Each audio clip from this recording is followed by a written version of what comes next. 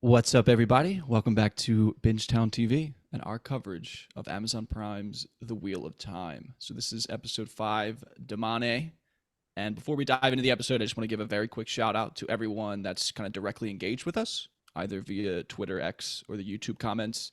We'd obviously be doing this show. I feel like if it was just our friends and family listening, but the fact that you guys are listening and engaging with us makes it honestly that much better and that much more fun. We really appreciate the support. And then if you're someone who is just listening or watching and not interacting, step your game up. Um, yeah, so that's the opening. And we'll kind of just move right into the episode. Classic Bingetown housekeeping stuff. It's just that we do this by buckets, either locations or characters. So we'll do Perrin and everything with Perrin. We'll do Tarvalon, which will just be things with Verin. Then we'll move into Rand and Moiraine's kind of storyline. Then we'll move into Falm. And then, yeah, hopefully this won't take us the 2.5 hours that we're thinking it will. Because as you can see, if you're watching on YouTube, got the Eagles jerseys on. Eagles play tonight, so we're going to try to get through this as quick as we can while still giving you the content you love. All right. Perrin's storyline. Just want to very quickly mention that Child Valda was in the episode preview, and I just cracked a smile for me. So I was like, okay, this is going to be interesting. So Perrin's storyline opens with just kind of two quickish scenes of he realizes that Elias has led him in a circle instead of in a chase for his friends. He decides to set it on his own in anger. They have some interesting quotes here. Not sure how much we want to linger on this kind of opening scene, but just some things I liked is that Perrin is just kind of pushing back on Elias. Elias is telling him like the Two Rivers squad and his wife aren't his pack, which I thought was like, all right, bro, slow your roll a little bit there, Elias. You're kind of creeping into territory you don't want to get into. Yeah, I've known you for like 2 days, bro. Like back off just a little bit.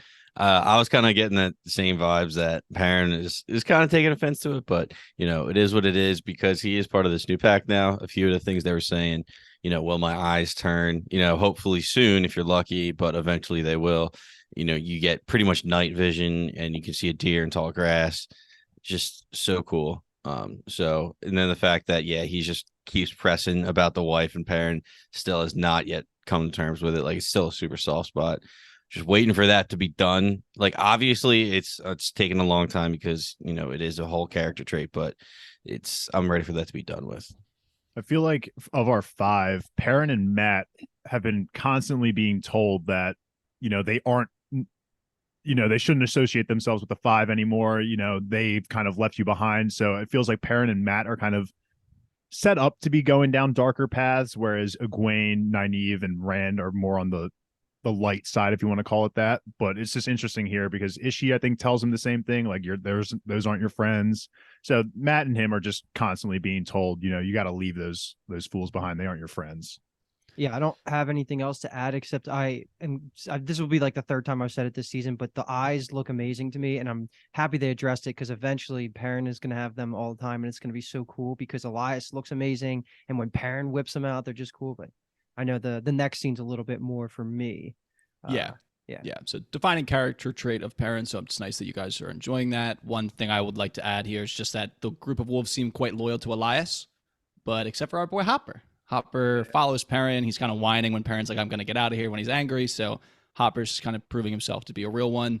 He shows Perrin a vision of Uno in a cage, which then prompts Perrin to get upset that they didn't bury him. So Perrin now crosses into Atuan's mill, examines the cages. Before he can break Uno out, he hears a voice that kind of warns him about doing so because he'll be discovered by a White Cloak, which he then is discovered by a White Cloak, who we find out is Dane Bornhold. They share a bit of a drink. They have a little bit of a conversation, if you even want to call it that. It's a little more of like a question and grilling session before Perrin kind of scurries into the inn to hide. So we get a lot of info dumped in these two scenes. The floor is completely open. We can talk about all of it. And I'm putting this out there now at the top of the episode that a lot happens in this episode from a book reader's perspective. Me and Kyle were texting about it. There is so much subtle lore work that is really well done. We are introduced to some major characters that we're going to have for a long time. So this was an episode that probably hit harder for book readers.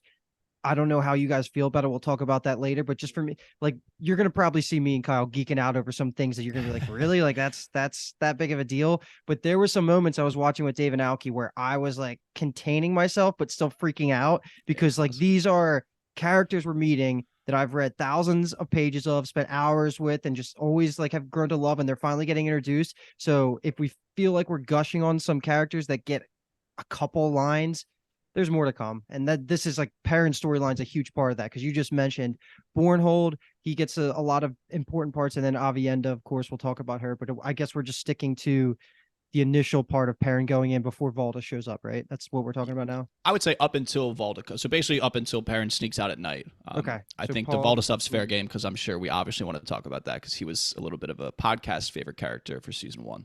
Yeah, you guys, whatever you want to go at. Yeah, just some small things. When Perrin was talking to the innkeeper was saying that the White Cloaks actually chased out the Seanchan, so that's why they're not taking Seanchan. over. Seanchan, okay. Seanchan, it is. Yeah, dude, bro, it's dude. Jackie's son, Sean.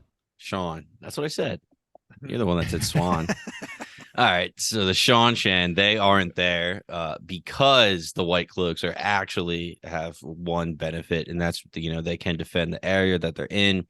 This pretty boy, I called him pretty boy in my notes as soon as he walked up, and I was like, this is a trap, man. Nobody just sees a random person is like, come on, dude, I'll buy you a drink. I'm like, come on. Yeah. Especially one chilling out by the prisoners, but poor Perrin, I'm sure he was like, fuck it, like I'll get a meal out of it at least. So I knew that dude was going to be a big player, and then they drop his name later. The name Bornhold just sounds harsh, and Child Valda even has the line, one day your name won't be enough to save you. So that just felt like he was a big player, and not to go all the way into the scene, but he had the axe, and I was like, dude, Perrin, take the axe. You're the axe guy. Take that shit. So Lots of I'll good let, thoughts because I there. know you're Kyle, you're going to clean up a bunch of the lore things here. So I'll take these couple little things that Paul just pointed out that I'm glad you caught it because they were two amazing, just throwaway lines that could be taken by just the average person. But yeah, like I brought it up maybe when the Seanchan were originally introduced, how I said, if you take the oaths, you're good. That's what they reiterate here. The White Cloaks can be hard asses and that's kind of what we took away from that. And you just picked up on that quote right away. So yeah, like there's a debate about like, is it worth it just to have the Seanchan here, White Cloaks, whatever. That's important world building for just their dynamic between each other. And then the other thing you said, Bornhold, that name, he also goes on to talk about his dad, said like living in the shadow of your father. So keep that in the back of your head as well, because yeah, that's the Bornhold name has some weight behind it. And I mean, season 1, we met his dad. Do you not Right. remember, Paul? You called him Borny. That was Borny, the white-haired guy who when the squad is like leaving, they're running away from the Two Rivers, and they run into Child Valda for the first time. Yeah. Yeah, the Yeah, guy I who's the leader remember. of that group with the white Mhm. hair. Oh, That's his okay. dad. Yeah. Oh, okay. That's pretty cool, actually. Yeah. So that's like a little connection thread That's there. why this show is great. The connections that Yeah. they do is just, it's so good. My comments are just going to be really quickly that Dane definitely made a very good first impression for me.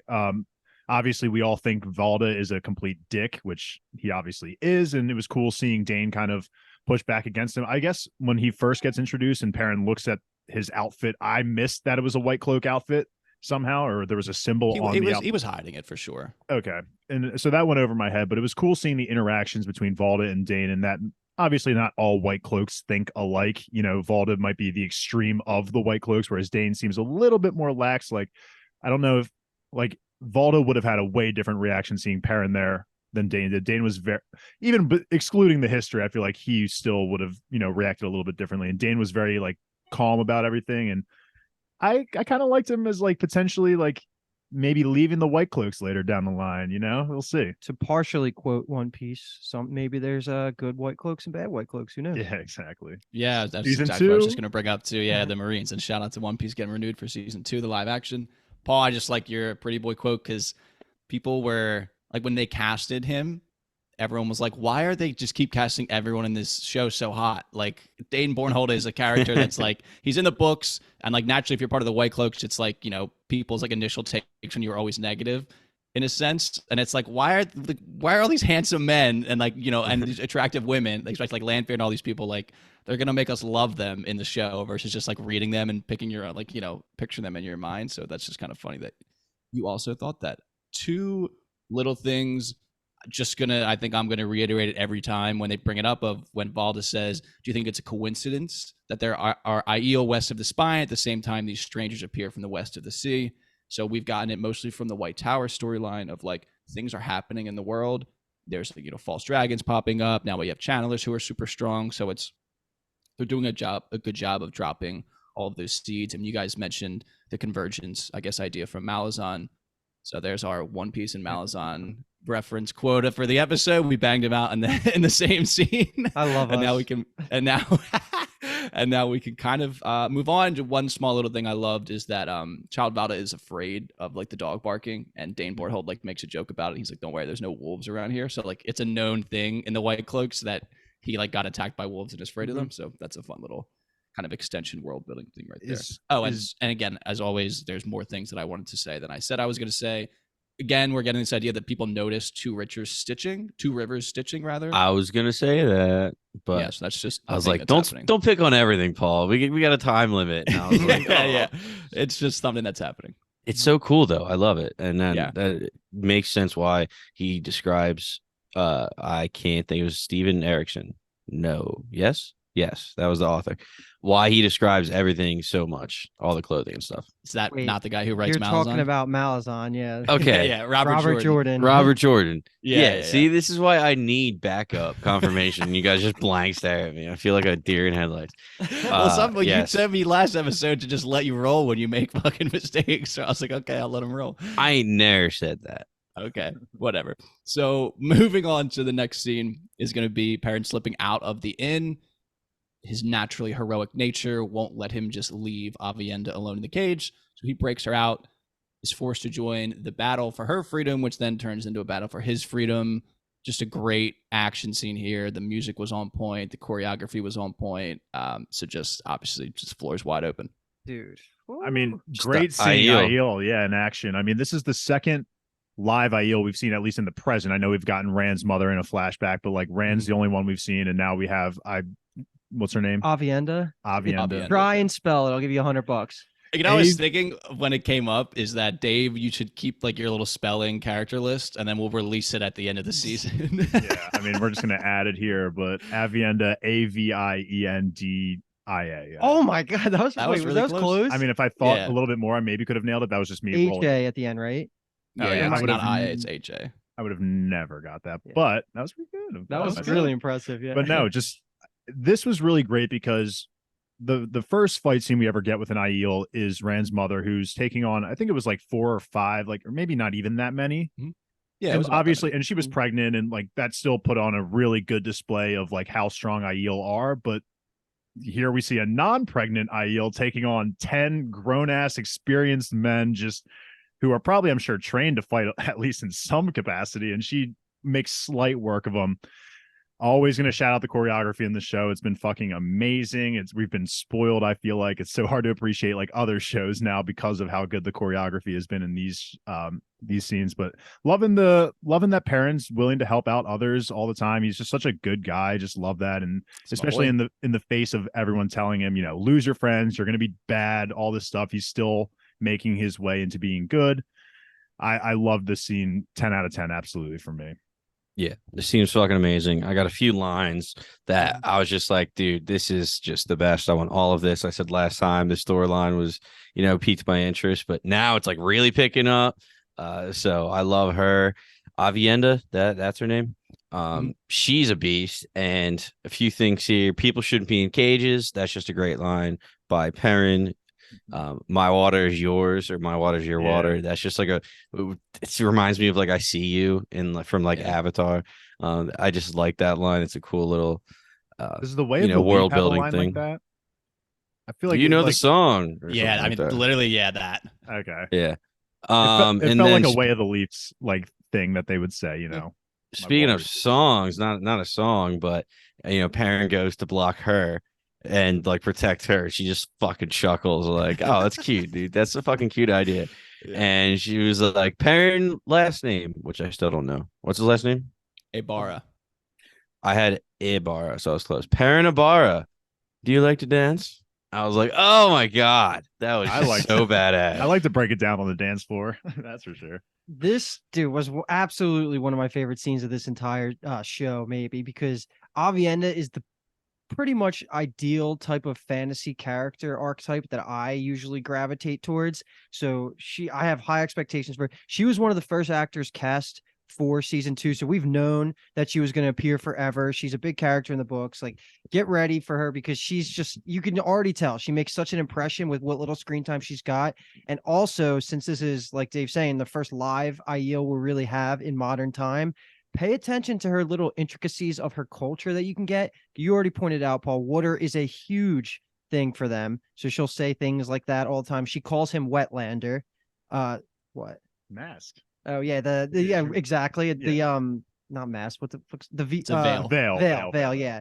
And Tom Maryland, our boy from last season, said to Matt when he was trying to rob the caged Aiel at that point, if the veil is up, it's already too late. If it's down, they're peaceful. And her confidence was amazing. I love that little cackle before saying Perrin, and then she just fucks everybody up. Perrin got some kicks in there too, like he was doing some things, but Aviendha was just awesome. And this really shows you how strong the culture of fighting is in the Aiel. So she was amazing. 10 out of 10. I was just, it was hard to get a smile off my face when she popped up. My only, it's not even really a complaint, is just my only, I guess, issue is it's hard for me.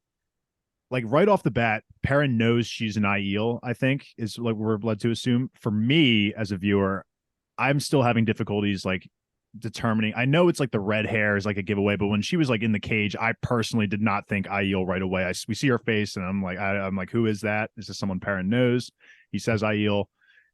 It's hard. I hope with the introduction of more Aiel going forward, it makes it a little bit more obvious to me, because I know like, oh, I know this is just totally random, but like Elena is a redhead. Elaine is a redhead. Like, you know, what other characteristics are there that define an Aiel besides maybe the veil, the red hair, you know? So the first thing, the thing with Elaine, I think is more of like a casting thing. I think they just like her hair so much they didn't want to give her a wig. Elaine's supposed to be more like strawberry blondish. Okay. So it's not, she's not really supposed to have like red. Yeah, as red as it is. But I think it's worth it to not have her wear like an ill-fitting, obvious wig type of deal. And then with the Aiel, it's a lot of it's gonna be the way they speak, but mostly the way they dress. Like she's wearing like that, just like very like kind of rock colored clothing.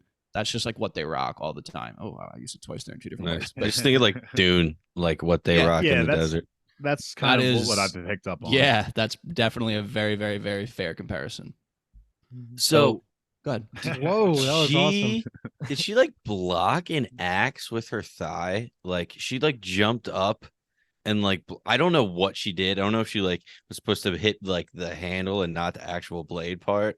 But then like later on, she has like a cut on her thigh, and I was like, where did that come from? So it was just like a weird back and forth. I was a bit confused by that too. She loves Rey Mysterio because she was 619 and everybody out there was awesome. Yeah. As I was like, dude, the grappling choreography was amazing. I mean, she's just in it. It's just really, really, really good. Yeah. So kind of to bring back the Tom stuff and this idea of how much we learn about the culture, she introduces herself as Aviendha of the Nine Valley Sept of the Tar Dad Aiel, Far Dice Mai. Obviously, that is just straight gibberish to you just listening. It literally means nothing to you. But basically, the way the Aiel culture works is that there's clans, and then there's septs within that clan. And then outside of that structure, you can be like in a warrior society, which maybe think about it like your job. So like, you know, we're from Philadelphia, Pennsylvania, and then we do our jobs type of deal. So like they're from clans. They live in like the smaller subset is going to be your sect, and then, or your sept rather, and then you can be in a warrior society. So her clan is the Tardad. There's 12 of them. Her sept is the Nine Valleys. It's just one of whatever parts of her clan. And then she's Far Dias Mai, which is a warrior society, which just means maidens of the spear. That's what Rand's mom was like. They're just basically the women that fight. And we learned from Errol a couple episodes ago that the women are badasses. Obviously, they're putting that on display. All of that kind of stuff will get reinforced later, but it's just want to call it out now so we can kind of come back and to this like additional moment. Mm-hmm. Okay, so you were saying Rand's mom is also kind of the same, you know, warrior that she is. So she was essentially like a part of the same warrior society. But all Aiel at the end of the day are going to be super strong. It's kind of like the Minx in One Piece. Like I know there's like, you know, the people, the Minx in One Piece, they have, you know, they're the sword fighters and like the frontline people and like even the townsmen. Like they're not trained fighters, but they can still kind of fight. Yeah, it's kind of like the Aiel are just like a really hard people. Think Spartans. Okay. decent way to think about it. Yeah, I mean, their just culture is just like Well, built like- around like the fact that like they've had to struggle to survive, and like they're all just kind of hardened people, whether it's battle hardened, Okay. whether it's life hardened. Like they're just That like makes really, sense. And yeah, and like that's their this whole next genetics. They're like, scene. yeah, exactly.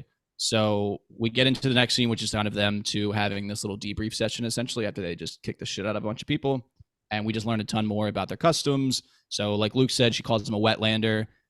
Perrin calls it the waste. So we learned in in season 1, and now we're getting it again. So people call it the Aiel waste where they're from, essentially because it's just like a desert. So it's just like a wasteland to everyone that's not from there.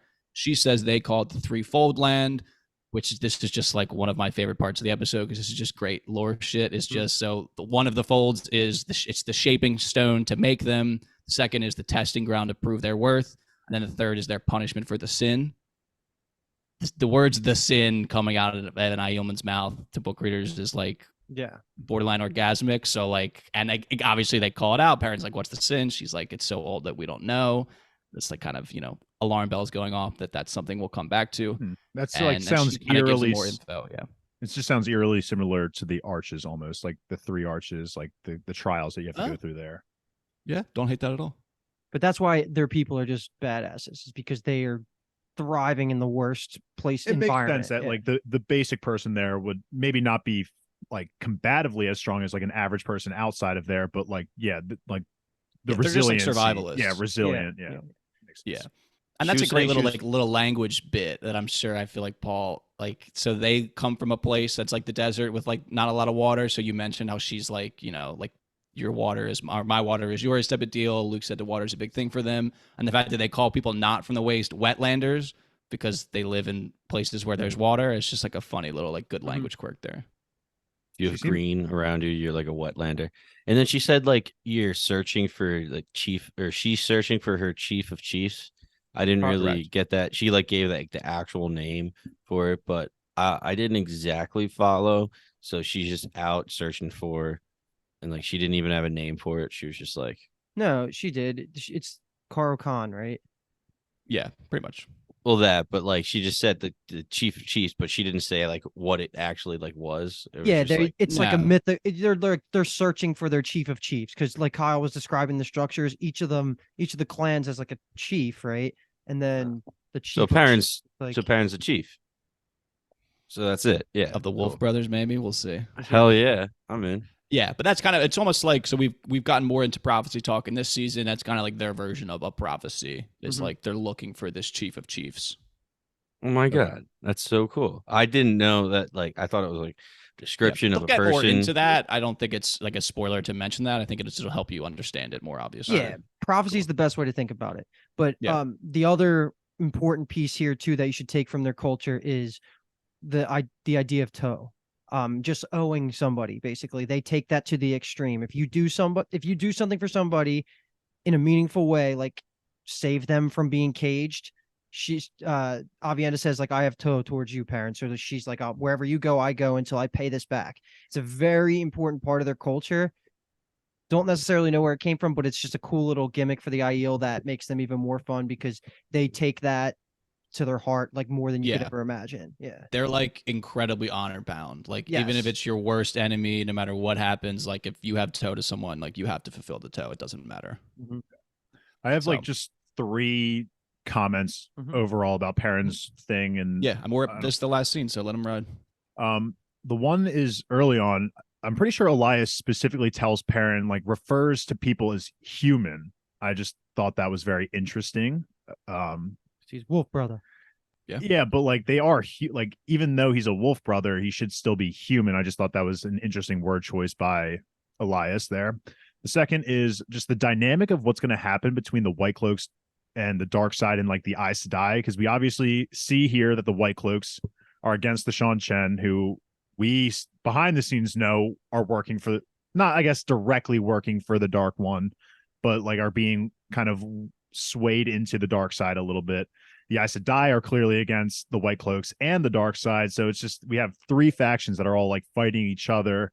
does this open up an opportunity for like collusion? Like, are the Aes Sedai and the White Cloaks eventually going to work together? That would be and crazy. then take it back to the Dark One or the Dark Friends meeting from the beginning, where you did list all these important factions, and then within each faction, regardless of what their ultimate Dark goal is, Friends. there's Dark Friends littered throughout all of them, and that's Oh, just the Black Aja that's was like the great. definition of Wheel of Time, is something you have to remember, that no matter what, like there's Dark Friends and there's good people everywhere, littered all over the Randland. Yeah, and then my last comment is that I just thought it was interesting on how Aviendha was like very formal. Like, it's just really interesting, like hearing about this like savage culture of people who can kick ass and everything, and then she comes off pretty formal. Like, she's constantly referring to Perrin by his first and last name, and like the way she talks is very formal. It feels like it's just like, you know, I was getting Jeff Chang vibes, you know, every time she's mentioning Perrin, Jeff Chang.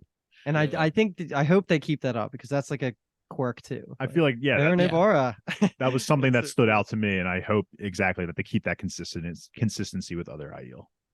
It's interesting too that you use the word savage. I feel like that again just reminds me of Tom and episode That might be a 3 of season racist. 1. Yeah, that might be a racist. No, you're good. It's something there. that they mention in the books and stuff too. Is that like Tom says people are afraid of them, but because they don't know anything about them, type of deal. Right. He obviously has like a very maybe not even positive outlook, but like he has a neutral outlook. He understands their culture. He knows that, you know, they are what they are, type of deal. Well, everyone else is like so anti them, and then now, you know, we're actually meeting one, having a conversation. And she's, like you said, very formal. She's very kind to Perrin. She understands that she owes him a debt, and she's willing to fulfill it. So it's just interesting. It's going to be interesting to get more of them and like see how their culture builds out. Definitely. All right, cool. Shout out Aviendha and Perrin. Oh, and they're going to fall. Save That's the the friends. last thing. Oh, and Hopper's just there chilling, and I like how she doesn't even comment on it. He's just there. They do actually bury Uno though, right? They do get that done. Not that we saw. Yeah, not that we saw. I don't think They so. he left him in the cage, which I was like, dude, that was the whole point. Yeah, Okay. give my boy some respects there. Well, he He's my does say, MVP like, in episode 3. We got to get out of here. Okay. So, yeah, Child Valda was coming. You don't want to hang around Child Valda. I think Uno would understand. Yeah. All right. So we're going to dip out of that storyline. We're going to dive into Tar Valon, which is just going to be pretty much Verin. We're going to take all of the Wonder Girls and kind of Leandrin kidnap scenes, and we'll work them into the Falm storyline because they make more sense there. They flow better. So basically, the initial scene for Verin is that she arrives in Tar Valon. I just love the little, like, for whatever reason, sneaky little entrance of like this, I almost said hoarder, this rider on a horse with like the black cloak. And it's like, who's that? It's Verin. So she meets up with some brown sisters. They have a little conversation, but she kind of just starts planting the seeds of like her actual mission work, which I thought was fun because she's like, I need the gossip type of deal. Don't know if we want to have any comments on that opening scene. Naomi and Jessica, is that what Correct. I heard? Yes. I just think of Yennefer because it's Jennifer and Jessica just replaced with a Y. I just cracked the fuck up. It's almost Yasker and Yennefer. Yeah, it is a Y. I just love the idea. Jessica. I love the idea that like they're hanging out in the headquarters. It's just like the library, like knowledge all around them. That's just who they are. That's so They're cool. getting crunk. Gives them She's that alcohol. bottle. She's that bottle. She's like, yeah, can we pop that? Yeah. She's like, dude, fucking what's taking you so long? Bust that shit out. You've been holding it out in front of me for like forever. So good. That was awesome. And she was just asking more, or they were asking about, you know, how's the history of the world after the breaking, you know, tell us everything about how that is going. So that's cool that they're just bringing that in and people know her for that. That's like her goal. So that's nice. That was going to be my one comment is I love how well respected it seems that she is amongst like all the Aes Sedai. Like she comes in, people immediately like kind of straighten up a little bit. They're like, oh, it's you. Like you're here. Like, what are you doing here? And I love that people know her and that she's well respected because I have definitely come to love Verin. She's on our side. We've got that confirmation. So love her. Verin's the shit. And it's just cool that basically every conversation she has, maybe besides the initial one with the Browns, you can tell that she is based like one step ahead of whoever she's talking to. And she already did all the grunt work of the knowledge part of it before that conversation. And she's playing some manipulation games a lot of the times, like with Shiriam and all that stuff. I just love Verin, and I feel like they're really showcasing how competent she is as a Brown. And it really like, I like when they're highlighting non-greens and Yeah. like we get Moiraine as a blue, which is good enough for the blues. We know the reds are all bitches, kind of like Leandrin is like our face of the reds. It's good to see some of these other colors because even in the books, we don't get a lot of like the whites And Yeah, the Greys. Oh my The god, I Greys, couldn't. like- Off the top of my head, I don't know if I could name you a single Grey sister from the books. Exactly. They're cool factions. So I like when you Yeah. get to see some of the other colors that we're not like super used to. And you can choose your faction, correct? Like Yeah. it's not like the Sorting Hat in Harry Potter where No. you're kind of Nope. all put into based off personality. But okay, because I was just thinking, like for me, I guess because of the characters that we've had represent each color, like Leandrin Red, I just automatically assume like, oh, like all the red, like Luke was kind of saying there, was like, oh, all the reds are bitches, you know, they're just like powerful, just like hate men kind of people. But if you can choose, then that obviously doesn't matter. But I mean, it kind of sorts you in that way. Like if you agree with the Red's mission, Right, And then, yeah, like, then you're eventually, kind of- you're involved in it. And you get I mean, I want to say propagandized because I'm team men over here. So that's kind of, I guess, in a sense, Right. it works out in a similar way. I pretty much get recruited, Mhm. which is an interesting like idea. people with similar personalities are going to just kind of gravitate towards similar. And then also skills come into play. Like if you are a great you're right. healer, then you're going to be pushed towards the yellow. Yeah, exactly. I just again agree with Luke, and I love their characterization of their doing of the Browns here. And then I think these two characters are good examples of kind of like how wide-reaching they're taking influence into this adaptation. So like Yasuka, from what I looked up, is a character that you meet her in like book 10. So it's just cool that like we know she's out there in the world. She technically was alive and doing shit books 1 through 10. We just didn't hear about it. So it's just bringing her in here. It's just fun that they're obviously, thinking about the whole show, the whole series when they're making these adaptations and changes. And then Naomi, I looked up and I didn't find a single Naomi Sedai. What I did find was that, so in like a community called Tarvalin, I think .net in like the early 2000s, which was like the OG home of Wheel of Time friends and community, like online, there was like a mod whose name was Naomi Sedai, who like was like whatever, like important, prominent. She ran things. She was like at events and stuff. And I'm thinking it Wow. might be an homage to like that That woman would be in real so life. cool. That'd I be know. so- So I'm totally making an assumption here and potentially giving credit where it might not be due. But if it is that, I just love the idea of that. And I just wanted to give it a shout out. Well, I feel better because I didn't recognize any of their names and I was Yeah. not going to say anything about it. Yeah. I think it's No, funny. no worries. And you had just said too that Verin isn't like a character really until book 10. No. Verin No, is. no, Oh. Yasuka isn't. Oh, okay. Because I was gonna say, and like you were Verin's saying an too OG how from you the like get. how you were they're kind of making these changes. Whereas in One Piece, like we get the whole Garp storyline, and we're like, fuck this storyline, you know? Well, you Yeah, can nah, just nothing think like about that. it that if they need to have characters, might as well give them names of people from Right. the book and you can do those kind of Mhm. switches. Yeah. Yeah, for sure. Okay, so next Verin scene is, obviously a bit more meaty, a little bit of a bigger scene. Luke kind of let us into it a little bit. She goes and she pretty much surprises Sheriam, who we've learned throughout a couple episodes is the mistress of novices, so she's in charge of all the novices. She asks her about Nynaeve, Egwene, and Elaine, and her response is a bit concerning because she really doesn't know what the fuck's going on here. And I think there's a lot of like subtle wordplay that goes on here and like facial acting that tells us a lot about kind of this interaction here. Yeah, and it's interesting because like we know I don't know. I was trying to figure out how to take she this lying? because I didn't know if she was lying or if she genuinely didn't know and she was just trying to cover up and like because she was embarrassed that she didn't know where her novices were. Basically, like she wasn't doing a good job is initially how I was taking it. Mhm.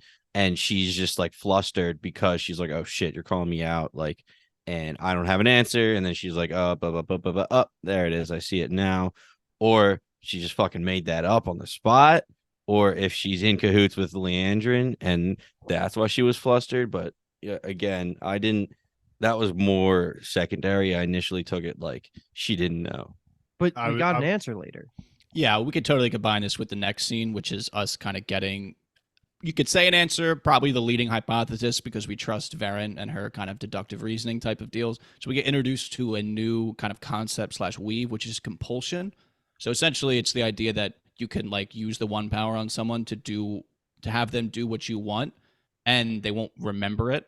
So that's exactly Okay. what I was kind of taking it as. Because Paul, I was the same way with you. Like I was struggling to figure out like, was Sheriam, is she siding with Leandrin or was she just completely embarrassed by the fact that she did a bad job? But I thank you, Kyle, for that clarification because it did kind of seem like she was like agreeing with her at some points. Like you're right. Like this is weird that I wouldn't know where Mhm. they are. Like all this stuff, Yeah. and it did feel like it was a mystery. So that clarification's great for me because again, hearing it from you guys is so much easier than having the show explain it with all their like the knowledge and how sophisticated they are. It kind of maybe went over my head in the moment, but that makes so much sense. My two comments are: one, just if it wasn't obvious already, compulsion is as simple as it's Imperio from Harry Potter, right? Same thing, with the memory loss being a thing.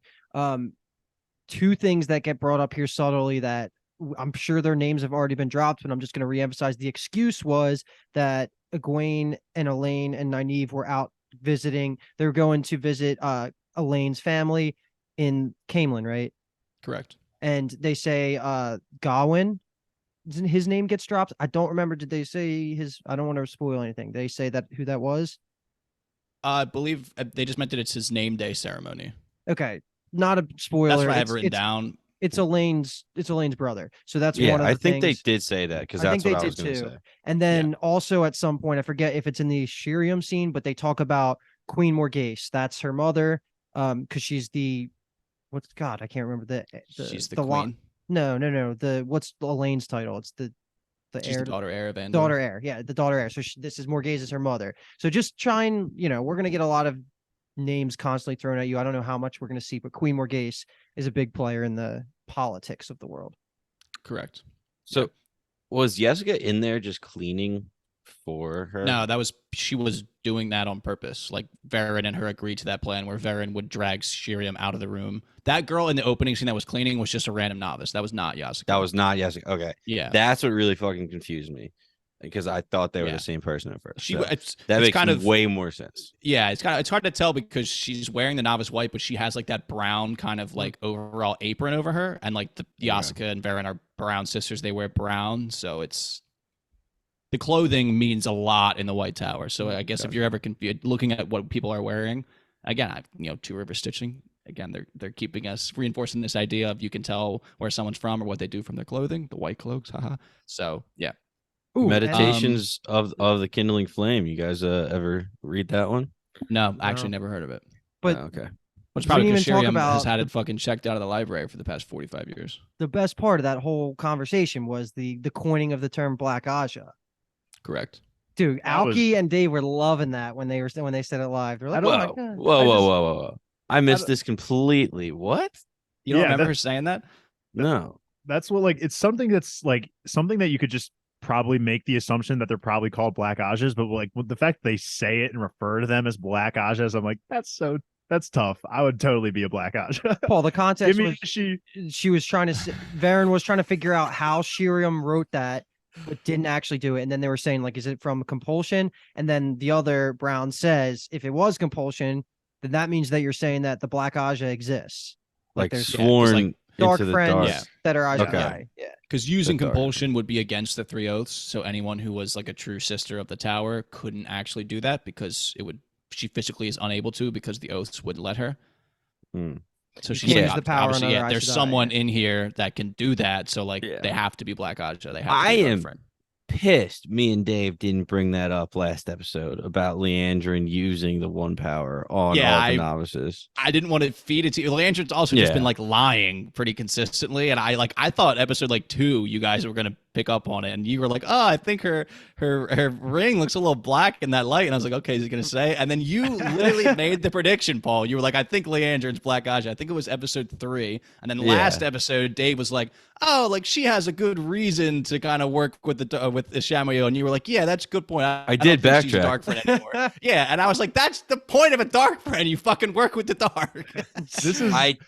This is exactly what I was saying last episode. Is this show makes me feel so fucking stupid for just like so many obvious things that I feel like I should just be predicting. Yet all these listeners are out here just like loving this, me being an idiot on fucking podcasts. It was more like her relationship with Nynaeve that was like throwing me off because I thought she was like recruiting her to the Red Aja. I wasn't thinking at all about like she was actually trying to recruit her like ahead, like 2 steps ahead, like to be a dark friend. That's just crazy. But we were also kind of like, I feel good a little bit. Yeah, I mean, I guess you were there. I mean, you could feel 10 out of 10. I feel like you should probably feel maybe 9.75 out of 10. The conversation. I got other ones in here that I'll feel good about. Sorry, Dave. Sorry, you Dave. do. Yeah. No, I was just gonna say the conversation. It just feels like it was like we were there, we were at the deduction, but like I didn't want to fully commit to the fact that she was a dark friend. I just thought that maybe for the time being it was like a temporary truce, but I guess there's no temporary truce. It's either you're in or you're out. So let's talk about her No. because that's the last scene with Verin, and that's right here because Leandrin comes back. This is on the other side of betraying the girls, and I'll just take it, Kyle. She just comes back. Verin confronts her about the missing novices, and by the end of the scene, you can tell that Verin went into this conversation with some suspicions, and she was like trying to play some games there. Leandrin acting her ass off, but like, how does anybody that's ever spent 5 minutes with Leandrin know that this isn't just bullshit coming out of her mouth? Because the way she's like, "Oh my god, like we gotta go figure this out. Like we gotta tell everybody." It's just like, that's kind of what came to my head first off was like, why is Verin not being like, you're acting a little weird here. You're not acting like your normal Leandrin self. But then I also this kind of goes in the comments I was saying earlier about how she's so well respected. I kind of just thought that, maybe like she's quote unquote higher up than Leandrin, or maybe like more experienced. And so Leandrin is more formal with her. Like how she kind of is with the Amelin seed. I know she kind of pushes back with the Amelin on the same level of a step under a sitter, right? Yeah, it's interesting because in the books, it's really about how powerful you are. So they haven't done it in the show, and it'll be interesting to see if they don't, where it's like, if, say, Dave, you've been an Aes Sedai for, 100 years, and I was Egwene, like, once I get raised and I'm like a full sister, and like we go out on like a mission together, like I would have precedence because I'm stronger. Because Egwene is just more power. Yeah. So like they kind of like matters. Yeah, they maybe it wouldn't be exactly like that because obviously 100 years difference, a pretty big difference. But like they kind of settle themselves into like hierarchies almost of like physical, or maybe not, I guess not physical strength, but strength in the power. I think though the characterization of Verin is more that she's very intentional, she's very particular, she's very calculated. So it's like that intimidates other people. If she calls out Leandrin right here, like what are the next steps? Like how do we? Like if she's right, in her head that Leandrin's Black Aja, Leandrin has no handcuffs on what she can physically do. Like Leandrin could just fuck her up right there, type of deal. So I feel like Verin's very like Luke said, she's 2 steps ahead. She's like, she's taking in all this info before she actually acts on it. Mm-hmm. And in terms, she seemed like she was trying to catch her in a lie, because if Leandrin lies, there it is. That's what she had that conversation with Jessica earlier when, first of all, like I forget what she calls it, but it's basically photogenic memory, like photographic memory. Didactic. Did I just say photogenic memory? It took me a second. Yeah, you only remember the really good pictures of yourself. Yeah, where you look really good. That's super embarrassing. I just said that. Photographic memory. Okay, so one, that's just really cool that's a thing.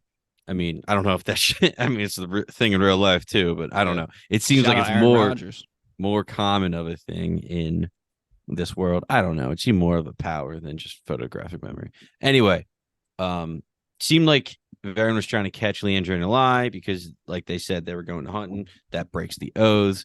And the only thing that I could think of, but it wasn't a lie, was Verin said to Leandrin, I was hoping to talk to some novices. She says Nynaeve and Egwene, but all she says is, did she say that she left with the envoy? Because I don't think she did. All I remember was that Leandrin says like, "Oh, I saw a royal envoy, or I heard that a royal envoy going south was attacked. Maybe that was them. We need to hurry." And was that Verin catching Leandrin because she didn't bring up Elaine at all? No, I mean, so Verin gives her that info of like, we're looking for whatever. Like she says all of their names. No, Egwene and Nynaeve. She doesn't say Elaine. I caught that too, Paul, because then Leandrin says like, she got me. No, yeah, like that was actually a lie in the way that because she never mentioned Elaine. I agree with you because they talk about Nynaeve already being accepted, and then Leandrin says, "Well, we got to find out where the novices are." Like I thought it was going to turn to that where she was going to say, "I never mentioned novices. I never mentioned 2 novices." That's what I thought it was, but I don't really. They didn't. But that's like a Verin type of like that. She'll file that one away type of deal, right? Exactly, and it wasn't exactly a lie. It was just like making an assumption by Leandrin, I guess. So like that. Well, I know it was an actual lie, but Verin can't call it out as an actual lie because she doesn't know that. So like she can't use that as evidence. But the fact that Leandrin said a royal envoy going south and Verin didn't bring up Elaine at all makes me think that that was her trying to catch her in the trap. Or at least now she has her in her sights more often because she's suspicious. It's a good call. While we're on this topic, can we just like cover oaths real quick? Like, so are they like just like a verbal agreement, or are they more than that? So like we know obviously in season 1 the Amelin seat and They're more Moiraine, than that. because was that an oath that the Amelin seat and Moiraine took, that like when she got banished? Okay, It's a That terror. rod. Yeah, Spirit that rod. stick. Yeah, Spirit stick that is what I was spirit calling it. stick is like they swear the oaths on that using the one power, and the one power physically restricts them from breaking the okay. oaths. Then this might be a spoiler question. Then you don't have to answer it. But my next question was going to be, then how would someone be capable of breaking that oath without repercussions? Like, how is Leandrin can't. capable? The dark Of friend, lying. brother. You got to That be is the dark a- one. That's a big old watch and find out. Yeah, that's what I figured. Because like, how is Leandrin able to do all this Mhm. without that's a- any like immediate repercussions of like, oh, you lied, so now you're dead, kind of thing. It's It's perfectly not a. reasonable It's question. no. Yeah. Okay. Yeah. But let's leave it. But yes, I think you took away what you needed to from that. It's Yeah, a that's physical thing, and if you can get around it, it means that you were. okay. Yeah, something else obviously happened. Right. Yeah. White Yeah. asparagus. I thought Yeah, it was that's so funny how I when made it she's like, come. Leandrin's like, yeah, I have this one asparagus, that like is only from this one village, and Verin's like, yeah, that only buzzes this one time, and you can only get it. Yeah, she just like finishes the sentence where she's like, fuck off, bitch. I thought that was so funny. Perfect She already alibi. knew. Perfect alibi. She already Yeah, knew going into that. Oh yeah, way too Leandrin's calculated of an guilty. alibi. Yeah. Way too calculated of an alibi. That was a good alibi though, because she Oh, yeah. probably used the ways to get to a random Yeah. spot and then just Yeah, but It was it's just too good of an alibi, you could say. Yeah. yeah for Verin exactly. Yeah, exactly. Yeah, no such thing as a perfect coincidence for our gal. Those girls Perrin. are worth more than gold itself. Like, shut up, Yeah. Leandrin. You don't It's give like, a what are you shit doing? about Let's anybody. go. Yeah. Yeah. You killed your Alright. novice last time. You were freaking training them. Jesus. Which I That wonder if sounds that's like gonna. a nice little pin comment. Oh, go ahead, Dave. Yeah, that was pretty much what my comment was going to be. Let's pin that, because I feel like that death of this student is going to somehow, like, knowing this show, it's going to somehow be like, maybe the second rebirth of the Dragon Yeah. Reborn she killed, and then now it's something crazy like that. I don't know. All right. I love what you're thinking. I love what you're thinking. Okay. So if you're All right, questioning, oh my gosh, they talked about the one tower and the White Tower and Leandrin, White and they Castle? didn't mention the actual scenes with Nynaeve and them. Well, don't worry, we'll get there in our last storyline, Thom. But before we get there, our second to last storyline, Rand and Moiraine Sedai. Okay, so this is kind of a direct continuation of episode 4, the ending, where it's like, we gotta run. So they're running. This is Rand and Moiraine, that is. They're fleeing the cabin in Kingslayer's dagger. They eventually kind of recruit a local farmer, we'll call her, in their bid to put distance between themselves and Lanfear, who is pretty hot on their heels. So I think we talk about kind of everything up until like them actually like leaving and like Lanfear running on the road. So like they're running down the hill. We kill the horse. Landrin. Lanfear gets her own horse type of deal, and she sets off. I think everything within those kind of two pieces of bread sandwich. One, I just love how calculated Moiraine is. Like, killing the horse. I mean, sure, it's savage, and it's annoying because like Rand only ever sees like this kind of side of her. It's just like, because he's watching, like, he obviously doesn't want to kill the horse, but she's like, we gotta fucking do this right now, otherwise she's gonna chase us. And Rand's like, no. So like, I just love. I know I was saying in the last podcast, I think that it bothered me how much like she's calculated and she's just like going and She'll going. do whatever it takes. But like here, it's kind of funny, especially for Rand. But the one thing I took away immediately here is like, as Rand is questioning Moiraine about like what the fuck is going on, like there were looks on his face, like he kept looking back at this, looking for Lanfear, I guess. But to me, it seemed like, he was devastated by the betrayal, but like he still does have feelings for her. And that was it's really cool how they gave us those like facial clues in the beginning of the episode, and then where we end up at the end of the episode with him like accepting that he's going to meet with her and talk about their relationship. Like, I just think it was really cool, because I did right away think like, this guy is definitely not over Lanfear, even though she was literally just trying to murder him. And yeah, we'll see. You're right. We're not even getting that confirmation, because there might be some feelings there, but I just thought it was really good, facial acting by Rand to, kind of show that he still was into Lanfear even after all the events that just happened. And he still doesn't really trust Moiraine even after all of season 1 would happen, Yeah, that internal conflict for sure. That's pretty much Randall Thor, internal conflict. That could be like a new name of the series for sure. All right, a few things here. I'm gonna write them down the list. I don't know if I'm reading way far into this or not, but I when love it. Lanfear was like healing herself, and she had, I assume it was black because it's like corrupted. I don't know if it's still the one power or like a different source of magic. We haven't really gotten that. I'm not gonna ask for clarification and put you on the spot, but it's either a different like source altogether, or like it still seemed like it was pulling on her surroundings like Moiraine did with like, obviously the earth and the air and everything around her. Especially I think back to episode 1, when she takes the tavern down, she's pulling the weaves from the rocks and the stones of the tavern and everything like that. And it looked like Lanfear was like pulling on like the hardwood, and I was totally probably reading way too much into that, but I was like, is that because it's wood and it's like the earth and like that's what she's Is she pulling on the water moisture out of the wood? Yeah, I was like, dude, I don't know, but like it seemed like she was still pulling on her surroundings is what I was going on. Like it wasn't just like some other crazy power. I don't want to put any bumpers on your mind, but that might be a little too far if you're thinking if she's like pulling wood and it's earth weave. Yeah, okay. I will retract on that aspect, but it was more it's still, is it the one power and it's just black because it's corrupted, or is it a different power altogether? That was like the main thing. As a what's your rookie take? watcher, I'll try and answer your question. Yeah, go ahead.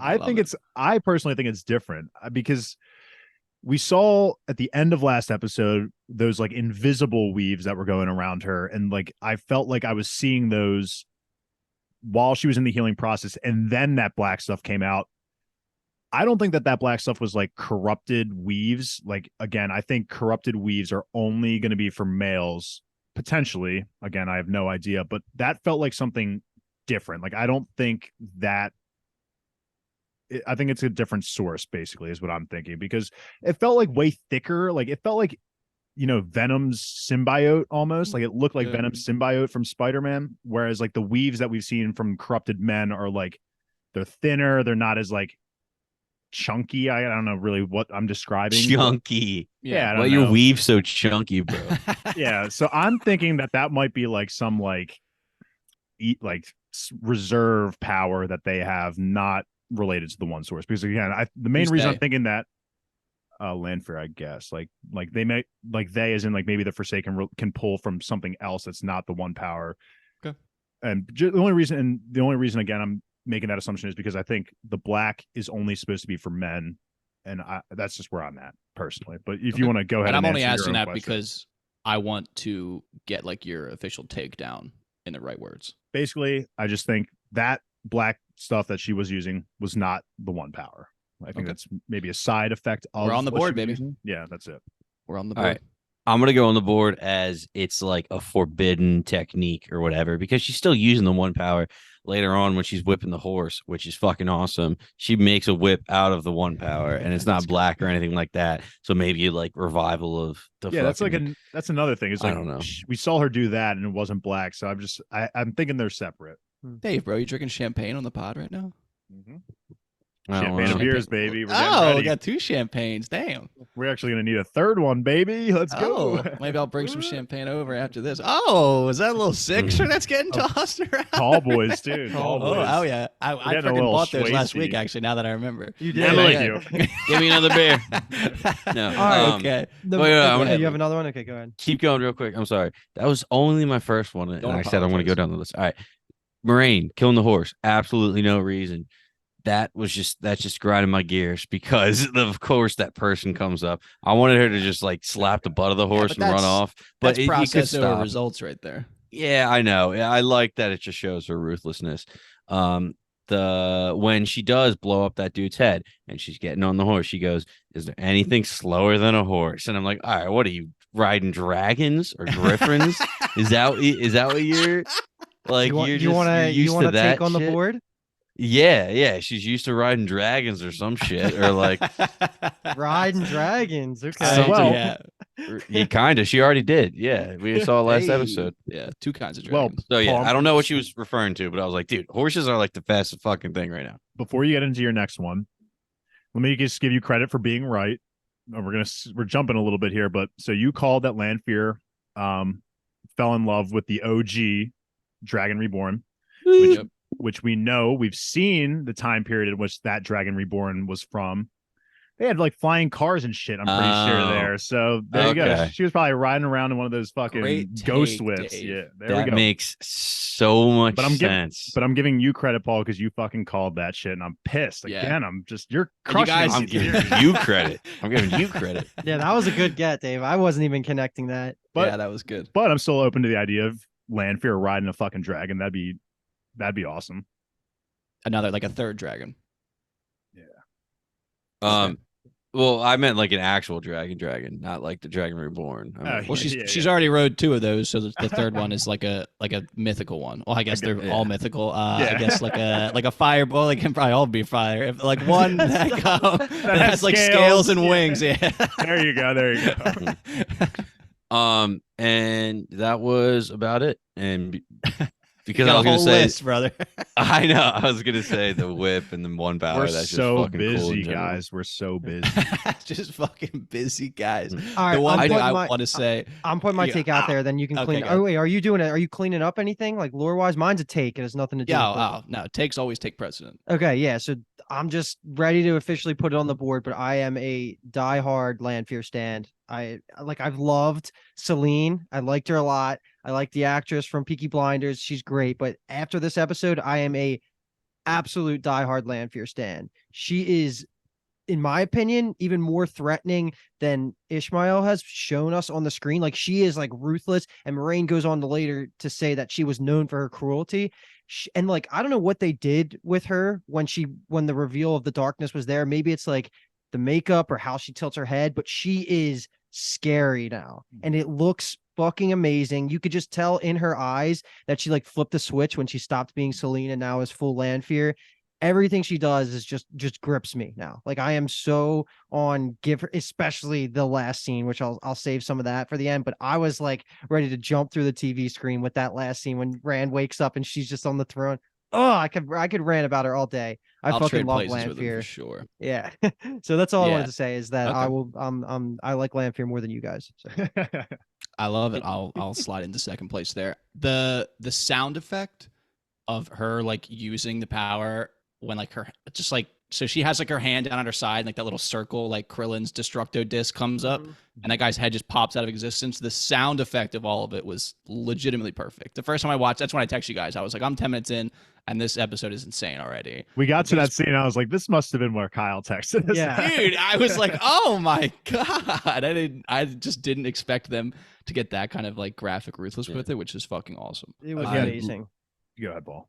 I love the line where Lanfear is just saying, he's still so young. I must remember that, like he's acting irrational right now. He doesn't know any better though. That's because I can still forgive him and I can still love him. I just have that going on in the back of my mind. It's hysterical. And she's thousands of years old and he's yes. What is he, 18? I don't even know what he is in the show. Well, she says to him last episode, like, you're too young to have a past. He's like, well, you'd be surprised. Like not realizing that she has, thousands of years of a past, basically. Yeah. Also gave props to Moiraine. She's more ruthless than I imagined, using you as bait. That chick, that stable woman, got off a lot easier than I thought she would. Getting your mouth sewed together. That's it. I think I would rather die of starvation slowly. Yeah, I think I would rather just cut it open. I'd rather just. Okay. I'd rather take the head popping. I thought she was gonna die. Yeah, I mean, it sounds like she might die. Pop my head, but I just really quickly again. Okay, go ahead. No, go ahead. We're getting excited. You're good.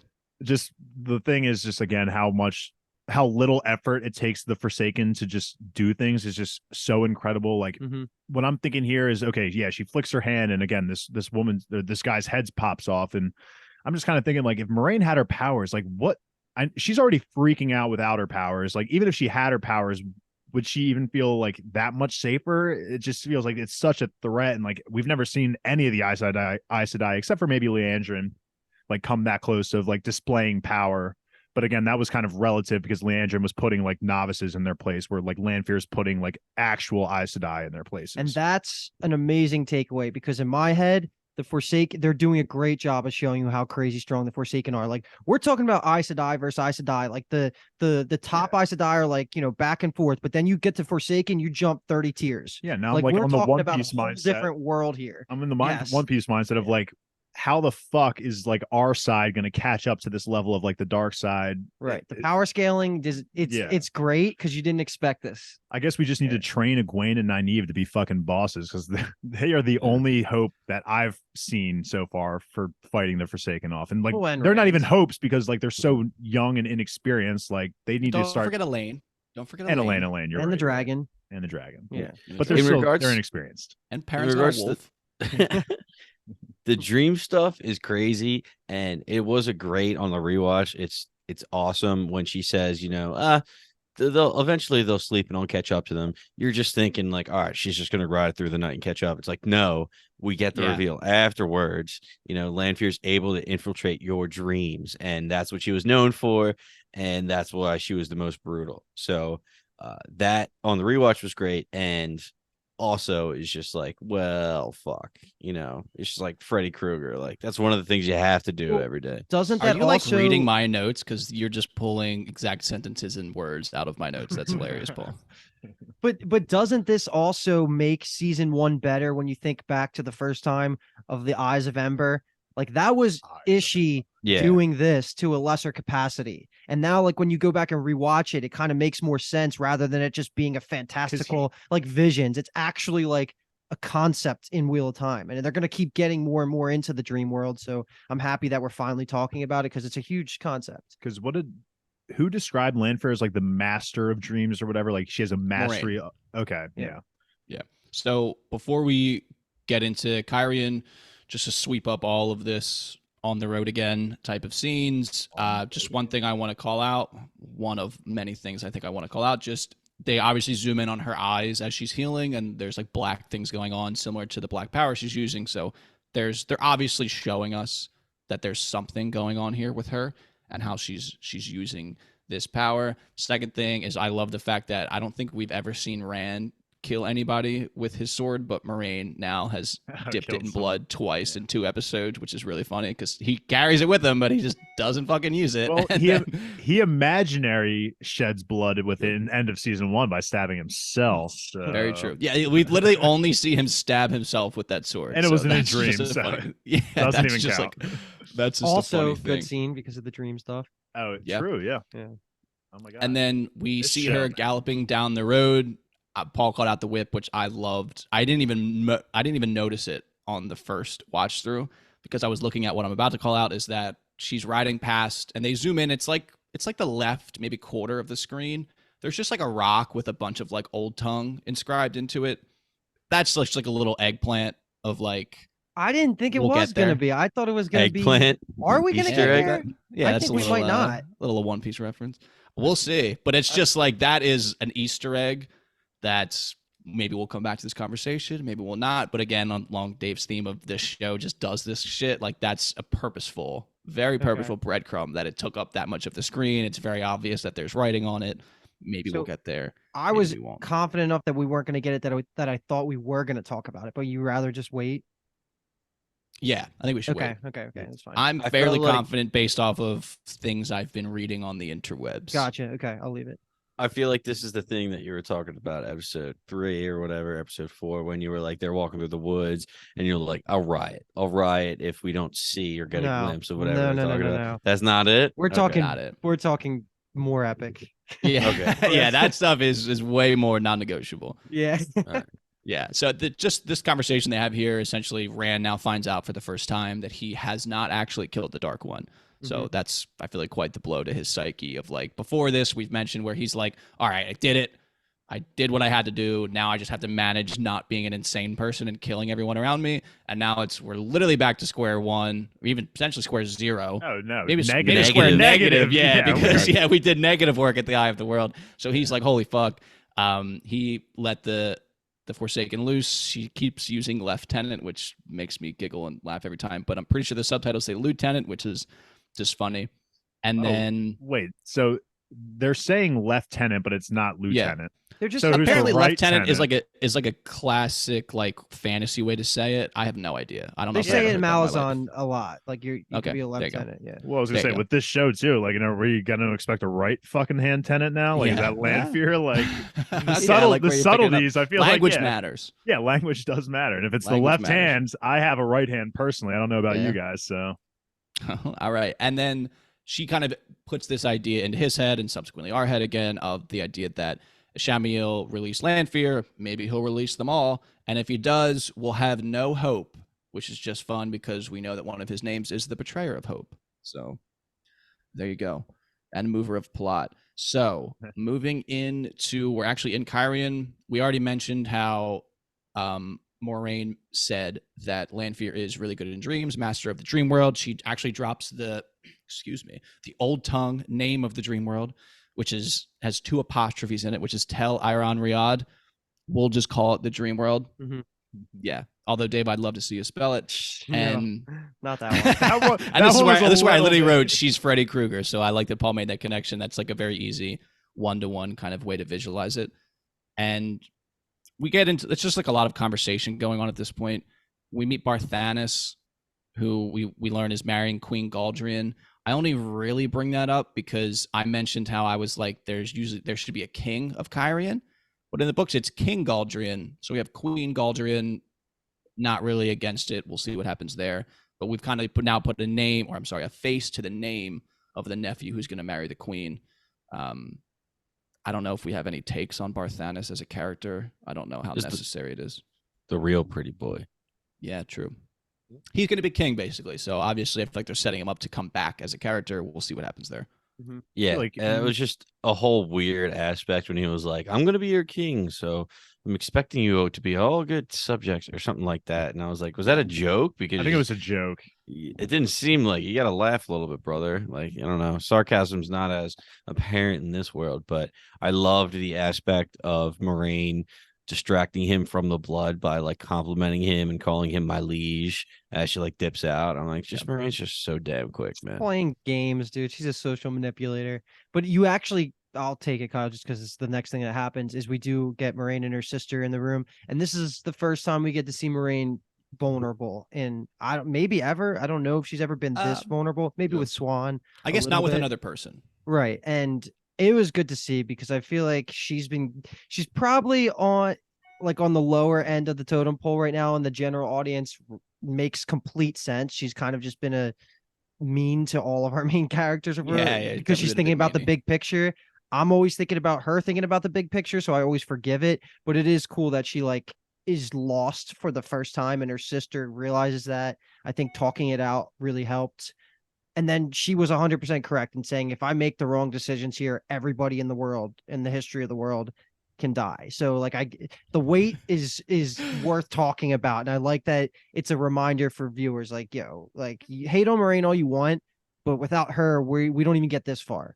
Yeah, I feel like without this podcast, I feel like as a viewer, I would have needed to hear that because we on this podcast talk about all the time how she is literally just pedal to the metal. She needs to get things going. And so for us, it's easy to remember that. But you're right. For the typical viewer, they might just be thinking like, Moiraine, she's being so mean to everyone. Why is that? Here we get that reminder.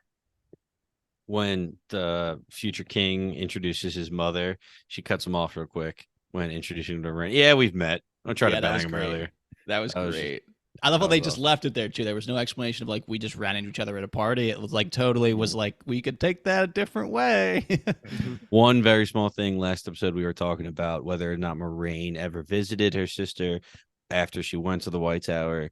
It seems like we got confirmation here that she visited. Last time she visited was 20 years ago, so he was at least born by then. Yeah. So she didn't completely abandon all these decades. So just some interesting information.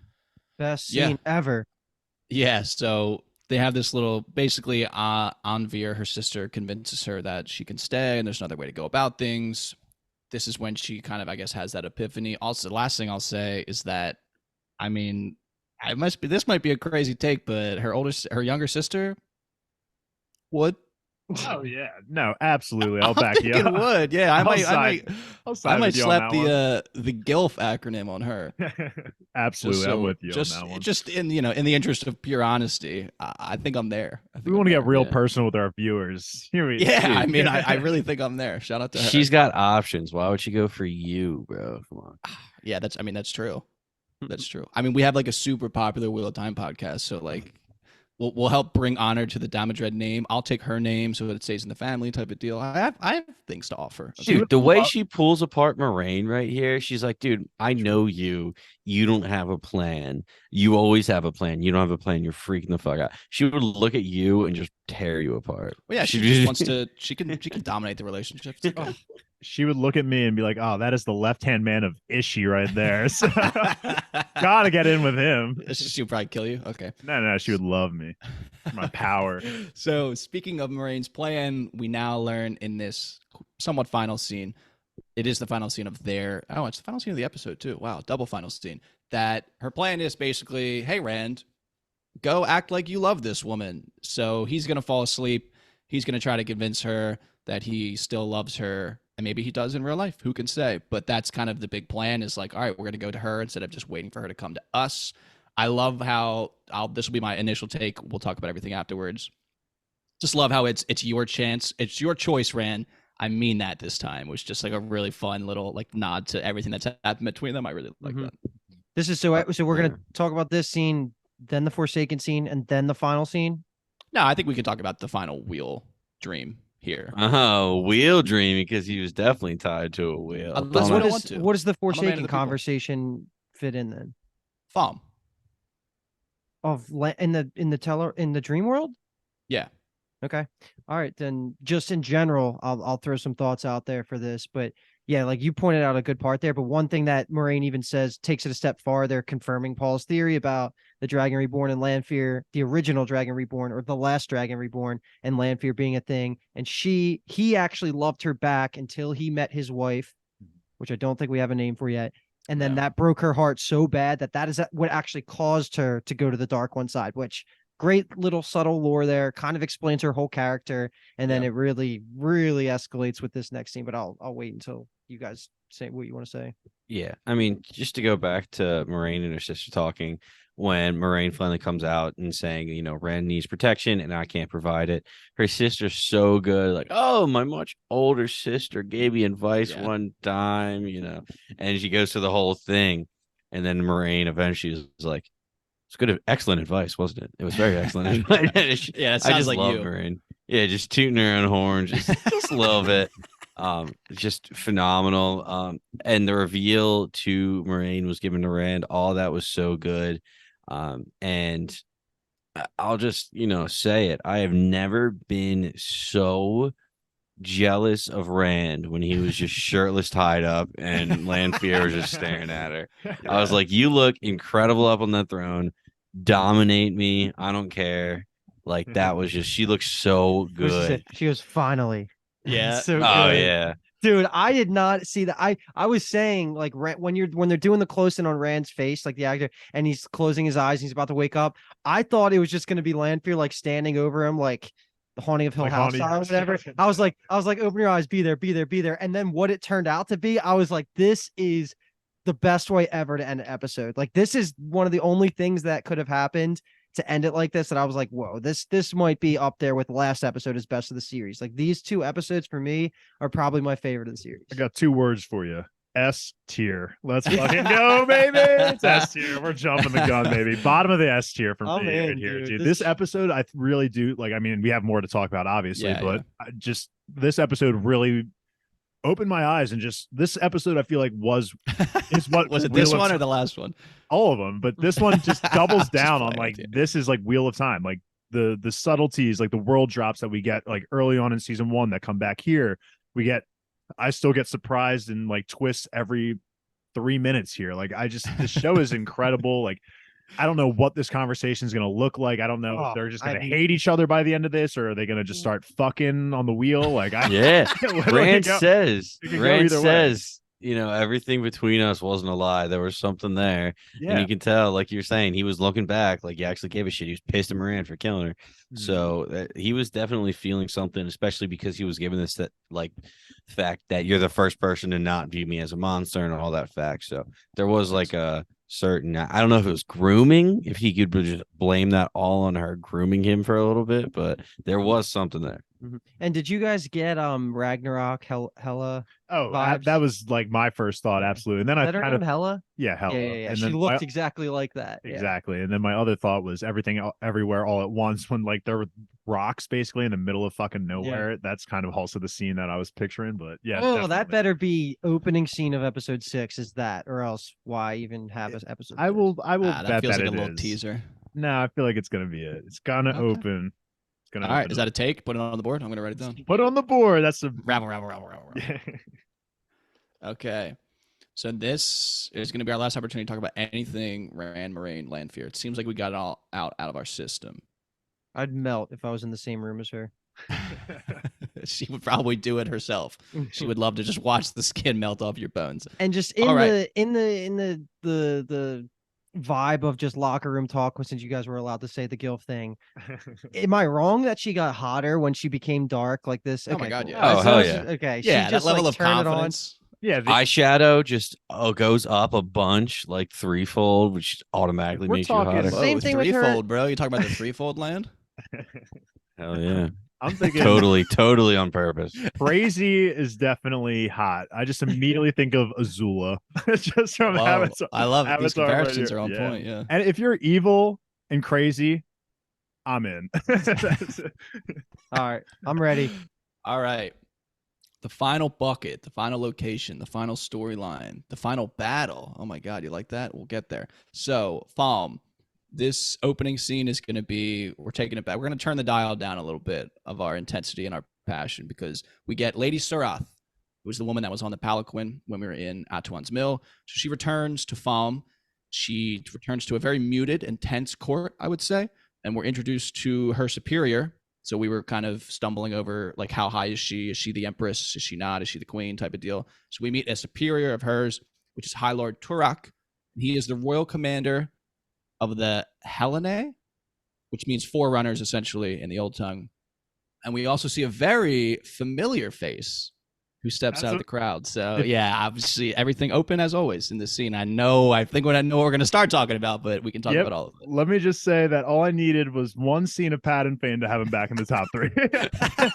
Didn't even say anything, but he did whistle, and that got me going. I just need to see his face, and he's back in the top 3 He's favorite the characters. man. I love him, but no, seriously, like, great seeing Pat and Fane again, and just again, we're coming full circle with this. Like, what were they planning on doing with the Horn of Lear at the end of season 1? Here, they're trying to make. I'm assuming they're trying to make a truce with, this person who has this. I'm assuming has this huge ass army. Like, that's very capable. We've seen the Seanchan in action, so clearly very capable. And I think it's interesting that they're actually willing to give up the horn to give it to this person rather than just hold it themselves. I'm sure that'll come back around when we get there, but great seeing Pat and Fane and this new guy. I just thought it was funny that he also, High Lord Tarak, also had long fingernails. I think that's just hilarious. I guess if you're superiority in this town, you just have long fingernails. So and the fact they executed the fingernails too is funny. Just to comment on that, he does say, or he says through his voice that, like, you're allowed back when you're more presentable. I took that as you're allowed back when your fucking fingernails are back. Grow back, yeah. Yeah. That's awesome. I like that a lot. Yeah, this scene was great, except 4 fingernails up and 4 fingernails down, and nobody died. Yeah. Kyle, we were talking about that. Maybe because they were like slightly crossed and her wrists were reversed. Maybe I'm making excuses for her, but I was a little pissed the inconsistency of the fingernail movement. I thought it was pretty crazy that he, being Tarak, spoke when Pat and Fane introduced the horn, because obviously it's a huge thing. He doesn't speak. He has his dude to do it for him. But as soon as Pat and Fane came up with that, he spoke before they could even finish a sentence because he was so excited and so happy. the entire time with the fingernails and he's operating the box, all I could think about is I got 10 people on hold, but I can talk from fucking Family Guy with the fingernails. When he's like, yeah. Yeah.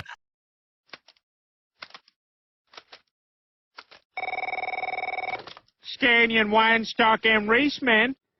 Hey, LaRonda. No, I got 4 people on hold, but I can talk. When he's the secretary. It's the only thing I could think of because like he was struggling with that box and they didn't show us the horn. And I don't know if they know what the horn even fucking looks like.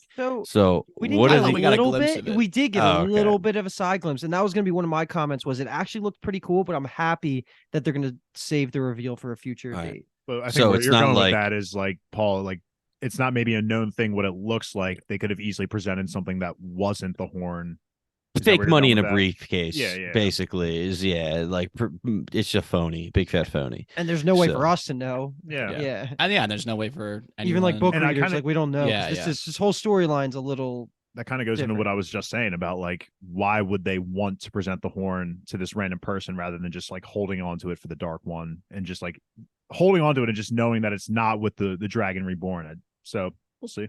Well, isn't it And- because it bought Surath like not like a death penalty or something? Like wasn't it a gift to make sure, or what did I It miss? was a, What no, was, it was Nah, a I mean, gift, but I don't know why it was a Egwene's gift. more, I feel like, of the. I guess they're both gifts. like why did I he? mean, I think, yeah, I okay. think we'll find out. I mean, obviously, it like happens in a different way. But I mean, in the books, Patton Fane gives it to him.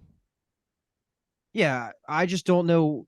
But like, Ishi's not involved to this. Is like, and was this a way to like absolve Surath of some of the issues? I think that it's were more of a going way on? of like. So we learn a little later on towards the end scene that like Turok is not. I mean, he at least he's not presenting as a dark friend. He literally says that like the Seanchan are guided by the light to fight the Right. dark. So I'm thinking of it as a way of like, yeah, obviously they have Surath on their team, but Surath's kind of nothing compared to this guy. So like they prefer to butter this guy up. And he says, with this, the whole world will be ours. So that again, Yeah. more clout for the Horn of Valyr, even if it's not the real one, like you guys are saying. But either way, the Horn of Valyr is legit. Yeah, and it's interesting.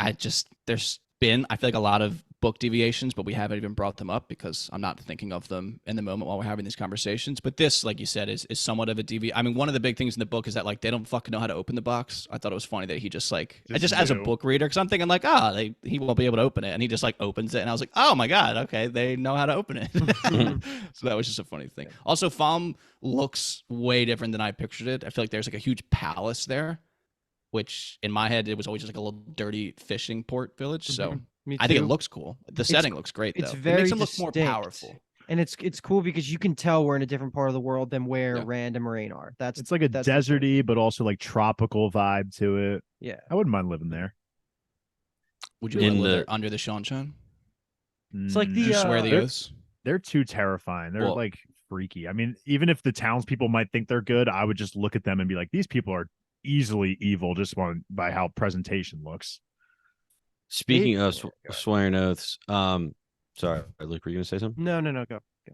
We're more important, Paul. Just get your thoughts. in. Obviously, I speak way too much. But the next scene when Ishi and Surath, Mhm. Surath, I have Sirac for some reason because it's probably Don't hate Turok. that. You're Sirac at mixing all. with Turok. Yeah. Sirac. All right, so they are talking, and she's pissed at him because she literally looked back at him before she got her fingernails chopped off, and he was the one that was like, "Neil, just do it, just go along with it." So obviously, she's answering to him. She's pissed. She's paying the price, even though Ishi is the one that needs her for her army and her ships in the war to come. She tries intimidating him, and immediately she's like, She "Oh, rolls, she rolls yeah. a critical miss. I forget myself, my lord." Yeah.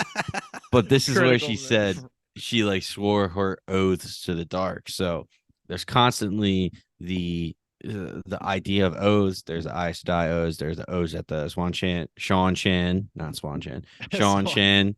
Like they make you do the oaths as well. They seem less like binding, and they're just more like, yeah, you're one of our people now. But now there's like oaths to the dark as well. So I want to know what that is. So I don't know. That just seems like obviously a big part going forwards. Otherwise, saying an oath means nothing if you can just break it easily, but obviously there's more to be revealed. hopefully at least. And then last thing, he looks at like her broken fingernails right before she walks away as like basically a middle finger, like fuck you. Yeah, like, oh, check these little babies out. Look how short they are, you loser. I just think it's interesting that Sarath, when she was in jail or whatever that was, like talking to Ishi, saying, "You need my armies," and this kind of counteracts what I was talking about is with them presenting the horn to Tarak, because I thought it was a presentation to him to get his armies, but she is explicitly saying here that it is her armies. So now I'm kind of back to ground zero of, okay, why are they presenting the horn to Tarak if maybe there was a way to bypass, like if we didn't need him and we just needed Sarath, like we would just take Sarath, like we wouldn't need Tarak, but there's a reason why we're presenting the horn to him, if not for his armies, because we already know Sarath has him. So it's just like, where are we at here with, like, what is Tarak's purpose in all this? That's all I'm basically asking. Don't think we can give you any answers. No, it's just kind of beat. Yeah. I like shouting things out into the void. But it's not even course. like it's more of a deviation from the book thing rather than us having an answer that we're True, holding that- back. Is I what feel I'm like trying it's to get at. it's like a way to interpret what she's saying. Like I feel like Verin Maybe would she in her interpret it a head, different way. she also in her I think head it's might. more of like an unreliable narrator type deal. I've said that a lot, but of the idea, like I feel like she's thinking steps ahead where it's like, we're gonna remove Tarak, like that's gonna be my spot, and then they'll be That's my what I'm thinking. armies. Mhm. Yeah, that's type what of I'm deal. thinking. Yeah, that's the way I took it. I don't that's not a spoiler, I think, to talk about that because No, again, that's how I'm I took not it, really too. sure what will end up Yeah. happening either. So That's how I took it. Yeah. My two comments for these scenes, we kind of hit everything that I wanted to talk about, but the one was you get a glimpse into how we were talking about earlier with Aviendha's culture and like the Aiel, like you get little glimpse of how they talk and things that are important to them. Same thing with the Seanchan here that I wrote down a quote that I'll say in a second. That's what Robert Jordan excelled at and people really love about the Wheel of Time is when you're in different areas of the world, you know it. You know it really well by their clothing that he overly describes, the way they talk, their traditions. You know the culture is like so distinct and it's very unique. Like a lot of fantasy nowadays is copy and paste of like, whatever it is. But this is where he shines. And one of the things that she says here is, you may be chosen, but you are not of the blood. That is a Yes. complete Seanchan thing that they care so much about, like the purity of like the blood, and like who you're, I don't want to say related to, but you know what I mean? Like your blood, it Yeah, matters. So seriously that's just like a little thing, and just pay attention because the Seanchan are different from the Aiel, who are different from the Two Rivers, who are different from the Aes Sedai. Like everybody is very unique. That was the one piece. And then the thing that Ishi One says, nice. The thing At the that very Ishi end. says here is that Tarman Gaiden will be fought here in Falm with the real dragon. So that was just hype, like just build up. So I that's- did Hey, have Paul. that. I did have that note at the very end. I was going to bring that up. He said, correct me if I'm wrong, like we will win the last battle here and the dragon will join us. And I had Taram Gaiden. Tarman Is that what it was? Tarman. Tarman Gaiden. Yeah, just means the last battle, right? it's just the last battle in the old tongue. Yeah. So, Hell yeah. That's like, And they, then- may- they literally mentioned that. That's like kind of, it'll end up being like winter is coming from Game of Thrones. It'll always be like, Tarman Guide and like the last battle type of thing. I'm glad you Gotcha. brought up like And then- not of the blood thing, Luke, because at first it was kind of confusing to me because I think the first time that gets dropped is in the conversation between Ishi and Sarath.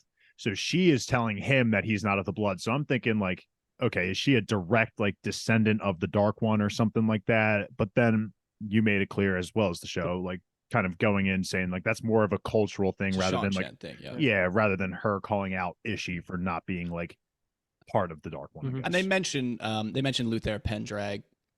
I'm just gonna say, like, I'll make that connection for you. It's more like about that. Like he's like the head of their kind of culture, historical mythos type of deal. And like Connects they're back to the talking about return, if you guys yeah, the remember blood that of that. concept.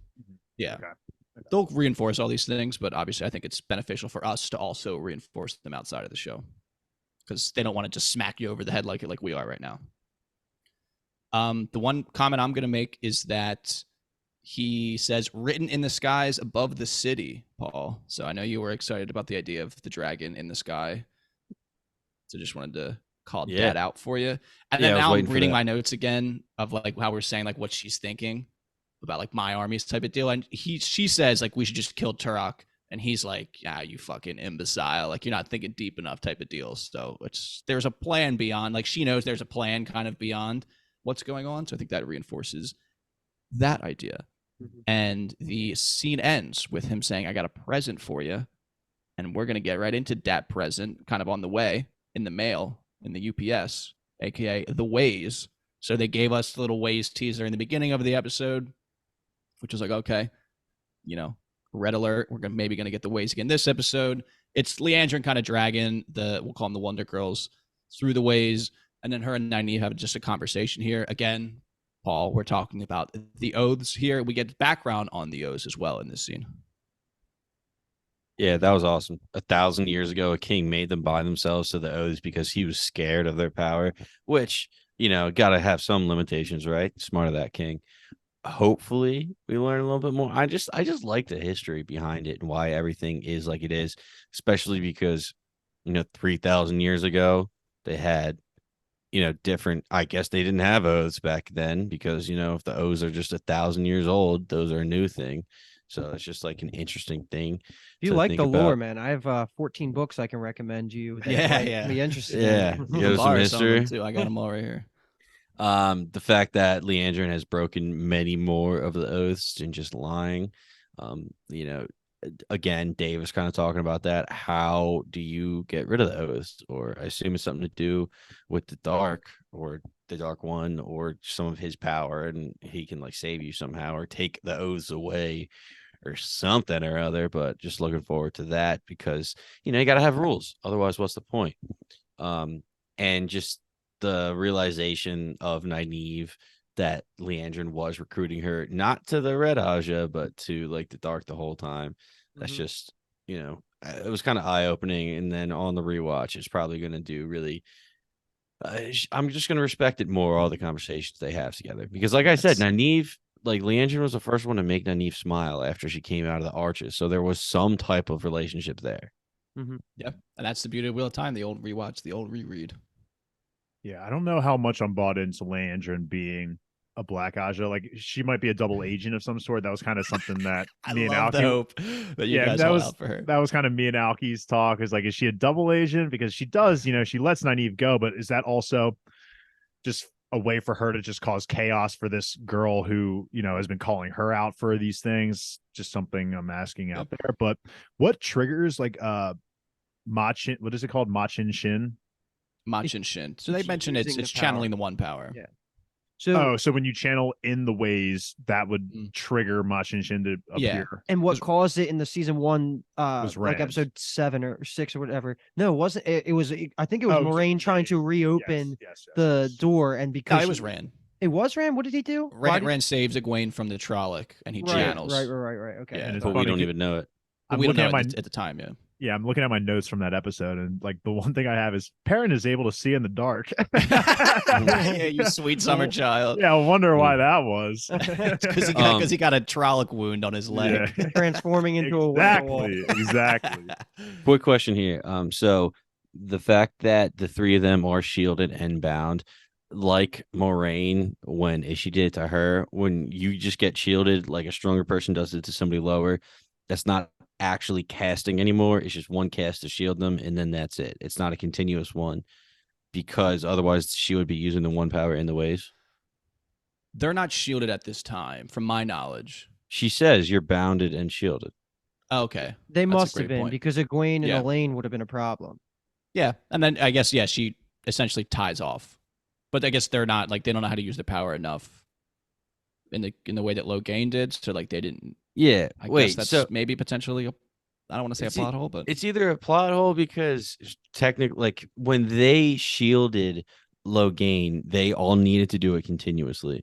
So that was my question, because she's literally using channeling inside the Ways. So it's either she learned how to tie it off from, Ishi, because she's obviously working with him, or that was just like, it didn't make sense to me at all. I forget about the my interpretation is going to be that she knocked them out. So I'm assuming it's easy to shield someone who's physically incapacitated. That's how I'll take it. That they were unconscious. She placed a shield over them. No, but plus the idea that Leandrin is, all of the Eyes to Die women are way weaker than Logain compared to Leandrin. Yeah. Like that could be part of it too. I don't really know. I'm just thinking, the girls are strong as he is. I just listened to our season 1 finale coverage of it. We're really, really funny and smart and handsome sounding. But like you were going on the fact that Ishii, who was the dark one at the time, whatever, could tie a knot and keep that shield on was just like groundbreaking at the time. Aes Sedai didn't know how to do that. So, Okay. it's either Leandrin learned how to tie so they continuously stay shielded, or like, I don't know, it doesn't make sense anymore because it's like it's a product of single casting versus continuous casting. If So that this makes part sense. is slightly accurate to the book. I can't remember what happens though because this is so long ago. In the book, they're not knocked out.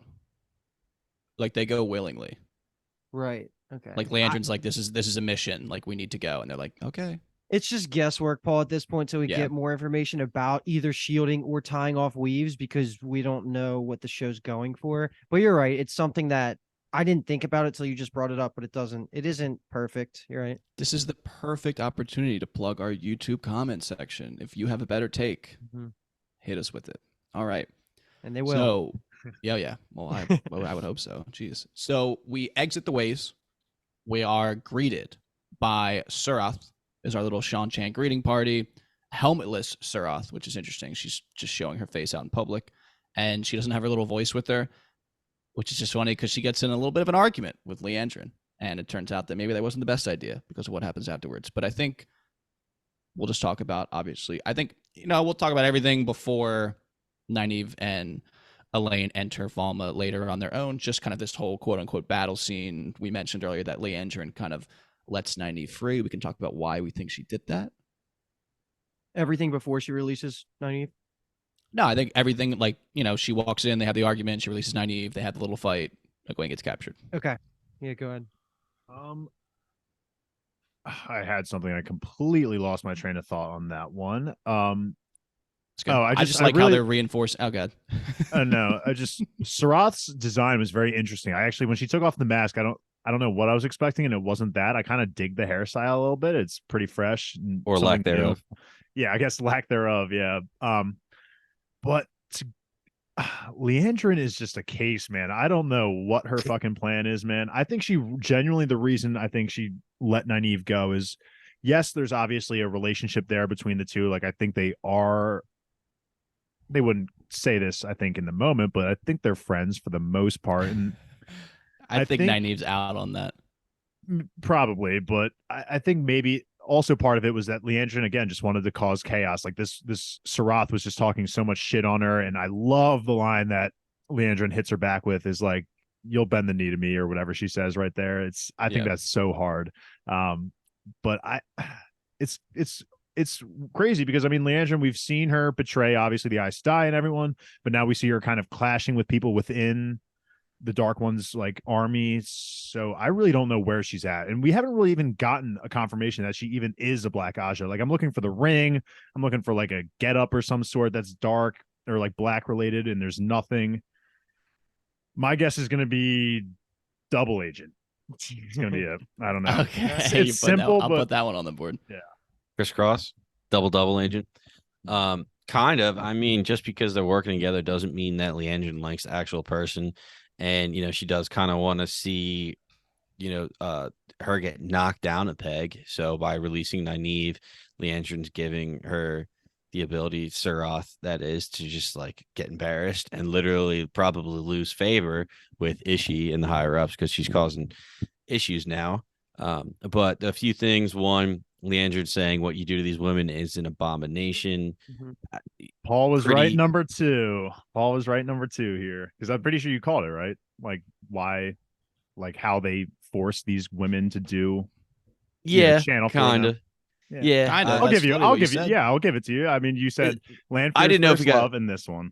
Confirmation 100% or not, but I okay, it seems like it. Yeah, they take these women because that's what they force them to channel, and we got a lot of that going on as the escape happens, and it's great because it almost seems like each channeler has like a handler, if you want to call it that, with the gauntlet on, and they're just mimicking the moves that they're doing. So by doing that, they can kind of use their source of the one power, but control what they do with it. So I don't know, just a really cool concept going overall. But I just like the fact that Leandrin's character stays true to the fact that, you know, what you're doing to these women is an abomination and horrible. These women should be free to be able to channel by themselves. So I'm working with you not because I like you and like what you stand for. It's because I need something out of it. So let me take a crack at some of this lore, Kyle, then you clean up what I missed. Because, Paul, so the term that you're looking for the handlers is the Sul'Dan. Sarath goes on to say, like, the whole purpose of this initial part of this scene is it establishes the rivalry of the two quote unquote dark friends, we'll say for now, between their thoughts on the power, right? The name of this episode was called Damane. Damane are the names of the baby benders that we're saying with the Binkies. Sul'Dan, right? Sul'Dan. It's with an M at the end. Sul'Dam are the ones that are controlling the baby benders. And what Sarath goes on to say is that the Sul'Dan trained for years to have the right to control the baby benders. I'm going to keep saying that because it's the alliteration just sounds great off my lips. But yeah, so that's the terms, and it's a little, they threw a lot. Like I was listening to it and I was like, this all obviously makes sense to me and Kyle. I'm looking at like Alki and Dave. They go on to talk about Damane, like being the baby benders, but then they also say Marath Damane, which is the name. Kyle, am I going too far here with talking about what that means? No, you're good. Okay, cool. Because you could just pick it up from the implications of what she's saying is she calls Leandrin a Marath Damane. It's the name that they have for Aes Sedai specifically. Damane She just means like unleashed ones. Yes, yeah. So that's why she's saying, like, I'm going to put a collar around your neck and make you a Damane, like you're a Marath Damane, whatever. That's like the whole terminology that they have going on. And I'm hoping that the more they talk about it, like the more obvious it is. But that was like the whole purpose of that. Sorry. So just quick summary. So Damane are like baby they benders. can baby benders, and then there's holders that also can channel, but they use that's not what they said. Yeah. They do the movements, but like if you see like back when we were fighting at Atuan's Mill and kind of here, like they do the movements like Paul's saying, but there's no power like coming out around them. It only comes out around the baby benders. And skipping to the end because of the episode, if they could channel, they would be in chains. Anybody that they find, and who is like, what is it an honor to be a holder or a? It's an honor to be a holder. Okay. So if you remember, you're bending them to your will, you're training them, even though they have all this power. Like they're obedient to you, who theoretically has no actual like physical, like one power. What you're supposed to take away from it is the Seanchan, or if you want to use the word racist towards channelers, or like they encapsulate them they enslave them basically. Even though they say it's like it's being racist from our perspective, for them it's like I guess they're saying the holder is an honor. Being a Damane is they're meant to be enslaved. Okay, and if you think back to the Perrin episode of the big fight with like where Uno died, the next day after, they have the baby benders going around picking out anybody that they're like, grab her, because they're gonna enslave them and make them more Damane. And that's why they're saying Marath Damane are the trained channelers, being the Aes Sedai, who are a different level. So like they're saying like, you guys are an abomination, you guys should also be Damane, like you should be enslaved for us. That clears. They hate, like they're basically anti-benders unless you're under this terror or whatever this. Unless you're under the collar of whatever unless they you're have. chained, and so they can control you. And that's the end scene when Egwene gets chained, and you see the collar get on her, and then also like the weave coming out the back that connects to the Sul'Dan that's going to control her. So that's like the whole concept. It's a lot. I know I just talked right there, but that's what it is. And once it clicks, like it's easy. And that's like the point. Like Egwene's arc will introduce us to like all of that stuff. Yeah, we're gonna find out a lot more specific. I figured, but that basic knowledge right there honestly helped me a lot. Yeah, I figured it was worth talking it out. Yeah, and to go into it a little bit more, I really do like the perspective of how they view channelers versus how the Aes Sedai view it. So it's that cultural distinction that makes this they are world like so unique. So like Red Aja go kill male channelers, and the Seanchan just enslave all channelers. Right. Yeah. So, well, I guess all women channelers. Well, I was going to say we haven't seen any. I guess at this point. Mm-hmm. Yeah. So, quick question: once Nynaeve gets released and whatever, even if Leandrin didn't release their bonds, wouldn't Egwene still be able to channel? Doesn't she do that? Doesn't she still channel? Yeah. That's what it's essentially like. They're supposed to be knocked out. They wake up, and then they can defend themselves. Essentially. Okay. So I took it. It's not like I agree. It's kind of just like very convenient. She must have unshielded all of them, because literally the first thing Leandrin says while they're in the ways is, "You guys are shielded and bound." Yeah. I think it's So- again, it's kind of in Leandrin's mind. She comes out, argues with this chick, and as she's going in, she just pulls the pin off the grenade and just Yeah. travels into the Yeah. waves. That and was says, "Fuck off." badass because she hated Sarath so much. She was like, Yeah. "Fuck you, deal with this then." Bye. Yeah, And then just yeah. dips. Yeah. And And that they're like- also, yeah, go ahead. Go ahead. Elaine. Okay, but yeah, exactly. Elaine's the They're first like, one to step they're like, up. do something, Nynaeve, and she's like, I can't. And then Elaine like pulls down like some fire or lightning or whatever it ends up being. I need And one then- of you guys to die first for me to be able to channel. Literally. Like, somebody Yeah, needs to die. she's not pissed off enough. Paul, bro, Essentially. she is one of the most frustrating characters you'll ever read in fantasy of your entire life, and that's like half the Yeah. thing. But Shout out Michaela. This Michaela would is- always say that. one of the my favorite little moments is how quickly Elaine just like whips out this magic, and it's amazing. And same with Egwene when she does before she gets caught, she still whipped out the magic really well, and it showed you how much in the background they've been powering up in their use of the power. We haven't been seeing that much on screen, but what they just did right there was like more than almost anything we've seen out of anybody besides Leandrin and Moiraine. So it's cool that they were subtly growing this whole time, and now they're both pretty much badasses. So Yes, sir. Shout out Elaine. yeah. All right. On this, yeah, sorry, just to You're move it along a little bit, but one little comment. Egwene does kind of get caught as Nynaeve and Elaine Kind of. escape. And I love the fact that the Damane, right? That's the name of the slaves. Mhm. Yes. The one chick that was basically the head that captured Egwene, she was like crying. You could see in her eyes there, she was like tearing up. She was being forced to do this. She didn't want to do it. So Mhm. I just love that little touch. Yeah, I mean, she's just condemning someone else to her fate. I'm sure that feels legitimately terrible. That sucks.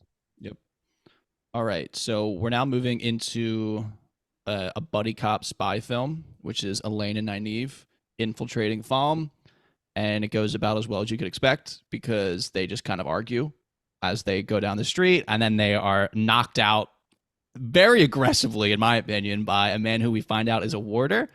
Who is? Yeah. I mean, my take on it was like, okay, he is like bonded to a yellow Aja Aes Sedai, so he's like, whatever happened, she'll just heal them. Is my headcanon because he just like bangs them up against the wall, and I was like, all right, buddy, settle Oh, down. I thought that guy was totally evil by how they. Yeah, yeah, right. I was not expecting this guy to introduce himself as like a warder. I was like, what the fuck? Why are you just knocking people out then? That I felt like was almost like the death fake out from season 1. That was unnecessary suspense for the sake of suspense of like, oh no, they got caught. And then 2 seconds later, they're like, oh no, it's just a warder. You're good. He easily could have came around the corner and be like, hey, shush, come with me. But instead he's like, eat rock, and then just shoves their head against the wall. I guess the Although only- we yeah. know Nynaeve, so he doesn't know Nynaeve, but in hindsight, that was probably the right move because you know Nynaeve was having none of that. Yeah, but she doesn't even know how to channel because nobody died yet. So The screw benefit of Nynaeve. the benefit of the doubt too. Well, I wasn't. Nope. That would only be the benefit of the doubt for the girls, not the guys. So Yeah. it doesn't Yeah. help. I My like take that. on these scenes is just that again, they just highlight Elaine as a character. She clearly has a plan. She's not just like acting on emotion. And he's like, we got to go save Egwene. And she's like, you got to settle down. Like they have our faces. They're looking for us. Like we need to change our clothes. Like we are thousands of miles to the west of the White Tower right now. Like we need to fucking have a plan and we need to do things. And I just like level-headed Elaine taking charge. Obviously, Nynaeve has a problem with it. And yellow Yeah, Aja, she's which just- is cool, different color. Yes. She's just so educated, Elaine, that she knew exactly where they were. She knew exactly how far away they were from home. She's just great. She's just so cool. I love her.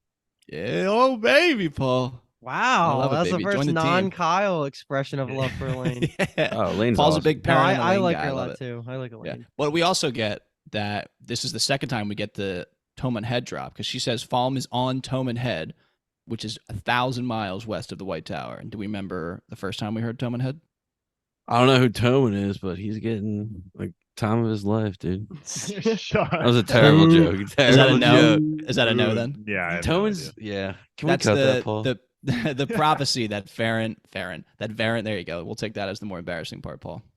She tells Moiraine that. She said, I remember dark prophecies of a sword made out of fire and battles in the sky above Toman Head. Okay. No takes. Okay. Paul, you mentioned in that I'm was trying like to your process- favorite I'm trying to line pro- of that episode. So I'm trying to process that information, what it means for me going forward. that's the second kind of, we got the reinforcement again from Ishamael in this episode of the final battle will occur in the sky as as the dragon turns to the dark side. We get Tome and Head, which we learned a few episodes ago is the dark prophecy of battles in the sky above Tome and Head. So whatever, guys. All right, dude. I've said it all before. I'm fucking ready for some dragon battles. I don't know. Okay, all right. These kinds Is of close. Lanfear going to be riding the dragon? Fuck yeah, dude. Getting Some Toman's gonna be getting some head. I just think these places and names would just mean more if I had subtitles, because like I could see it once and then like be like, oh, like there it is being called out again. But when I don't have subtitles, I'm like, it's gibberish. Like, yeah. Me and Alki were Speaking talking. of- It's just like we hear the TV and we're like, are we spoiled with subtitles? Because I just sometimes they're talking. I'm like, what are they even saying? Well, don't worry. This is an episode we're going to rewatch when it comes out for non-screener Yeah. version. So Yeah. For sure. But speaking of riding the dragon and subtitles, we get Ishamael getting real close to riding the dragon himself in bed, only for it obviously to turn into our girl Lanfear, and just an absolute banger of a conversation about the past, the present, and the future. I just felt like this fit better in the context of this for whatever reason. So the floor is just open, and we get a ton. We learn a lot about the past. There's a lot of just really hard lines get dropped here. We talk about Rand. We talk about the whole fucking group of us. So someone get us started, and I'm assuming we won't stop rolling for a little bit. The one thing I'll bring up is just the other Forsaken names that were mentioned. I'm not assuming that was all of them that were mentioned, obviously, but I got it written down. You want me to rattle them off real quick? yeah, go ahead. So- You have the whole quote like that. So the first part of the conversation is Ishamael saying like, why do you think the Dark One res me first? And then it turns to, why do you think Ishamael says to Lanfear, why do you think I picked you next? Right. And she says, Mogideon is insane, Grendel is a vain idiot, and the boys couldn't execute a plan even under compulsion. Yeah, so That's- Luke already kind of yeah. laid out what that meant, because the boys is like, that's such a generic thing to say. Is like the boys. How many of them? Yeah, he's like, who what does knows? that even mean? Like, are the first two, like, I guess then that implies that the first two aren't boys. So we have Lanfear, those two names, which are the females of the Forsaken, and then we have the boys, which is Ishi and whoever else is there. Mhm. I feel like, I don't know why is I 12 think one the of them's number? Kyle. Is 12 like the number of Forsaken? I don't know why. I just feel like maybe I'm gonna guess it's either 7 or 12, because I feel like those are very like common numbers that appear. Like if you're in a guard or something, it's 7 or 12 So kind of I thing. will say that I'm almost arrogantly confident that they're going to reduce the number that there were in the books. Okay. So I don't. Yeah. So we don't even have an answer for you. That's why when they said the boys, it was frustrating, because I would have loved for her to just List go them down all and out. list all the ones that we're going to get. But we don't have a confirmation, so there's nothing me and Kyle Yeah. can even add. But I there. mean, There's this is the kind of world- 13 in the books. We're not getting 13. I mean, this is just the kind of world dropping that Wheel of Time just does so perfectly. I think Yeah. It's just a casual conversation of That like, might be for- season 5. yeah. Who Again, if I knows? wasn't Yeah, doing yeah. this, if I wasn't doing this podcast, honestly, those names would have like went over my head, and we would have gotten that reintroduction to them, whatever season it is, and I would have been like, oh shit, like that's crazy. But like, because we have to dissect everything so well, I could just appreciate it more. Like it feels like I'm almost like reading the books with you guys. Like that's just I Love love to hear that. I just love the knowledge that I have all these questions. I can get them answered. But like this was just a great just drop into just knowing where we're headed in the future. Like it's not just 1, 2, 3 of us. There's like multiple of us, and we're probably all relatively like the same strength and power. So fuck, like our people are just so screwed. Go ahead, Paul. Yeah, I don't know. I just love this conversation between their interaction in general, because they have conversations like, "Oh, aren't you worried I'm going to betray you?"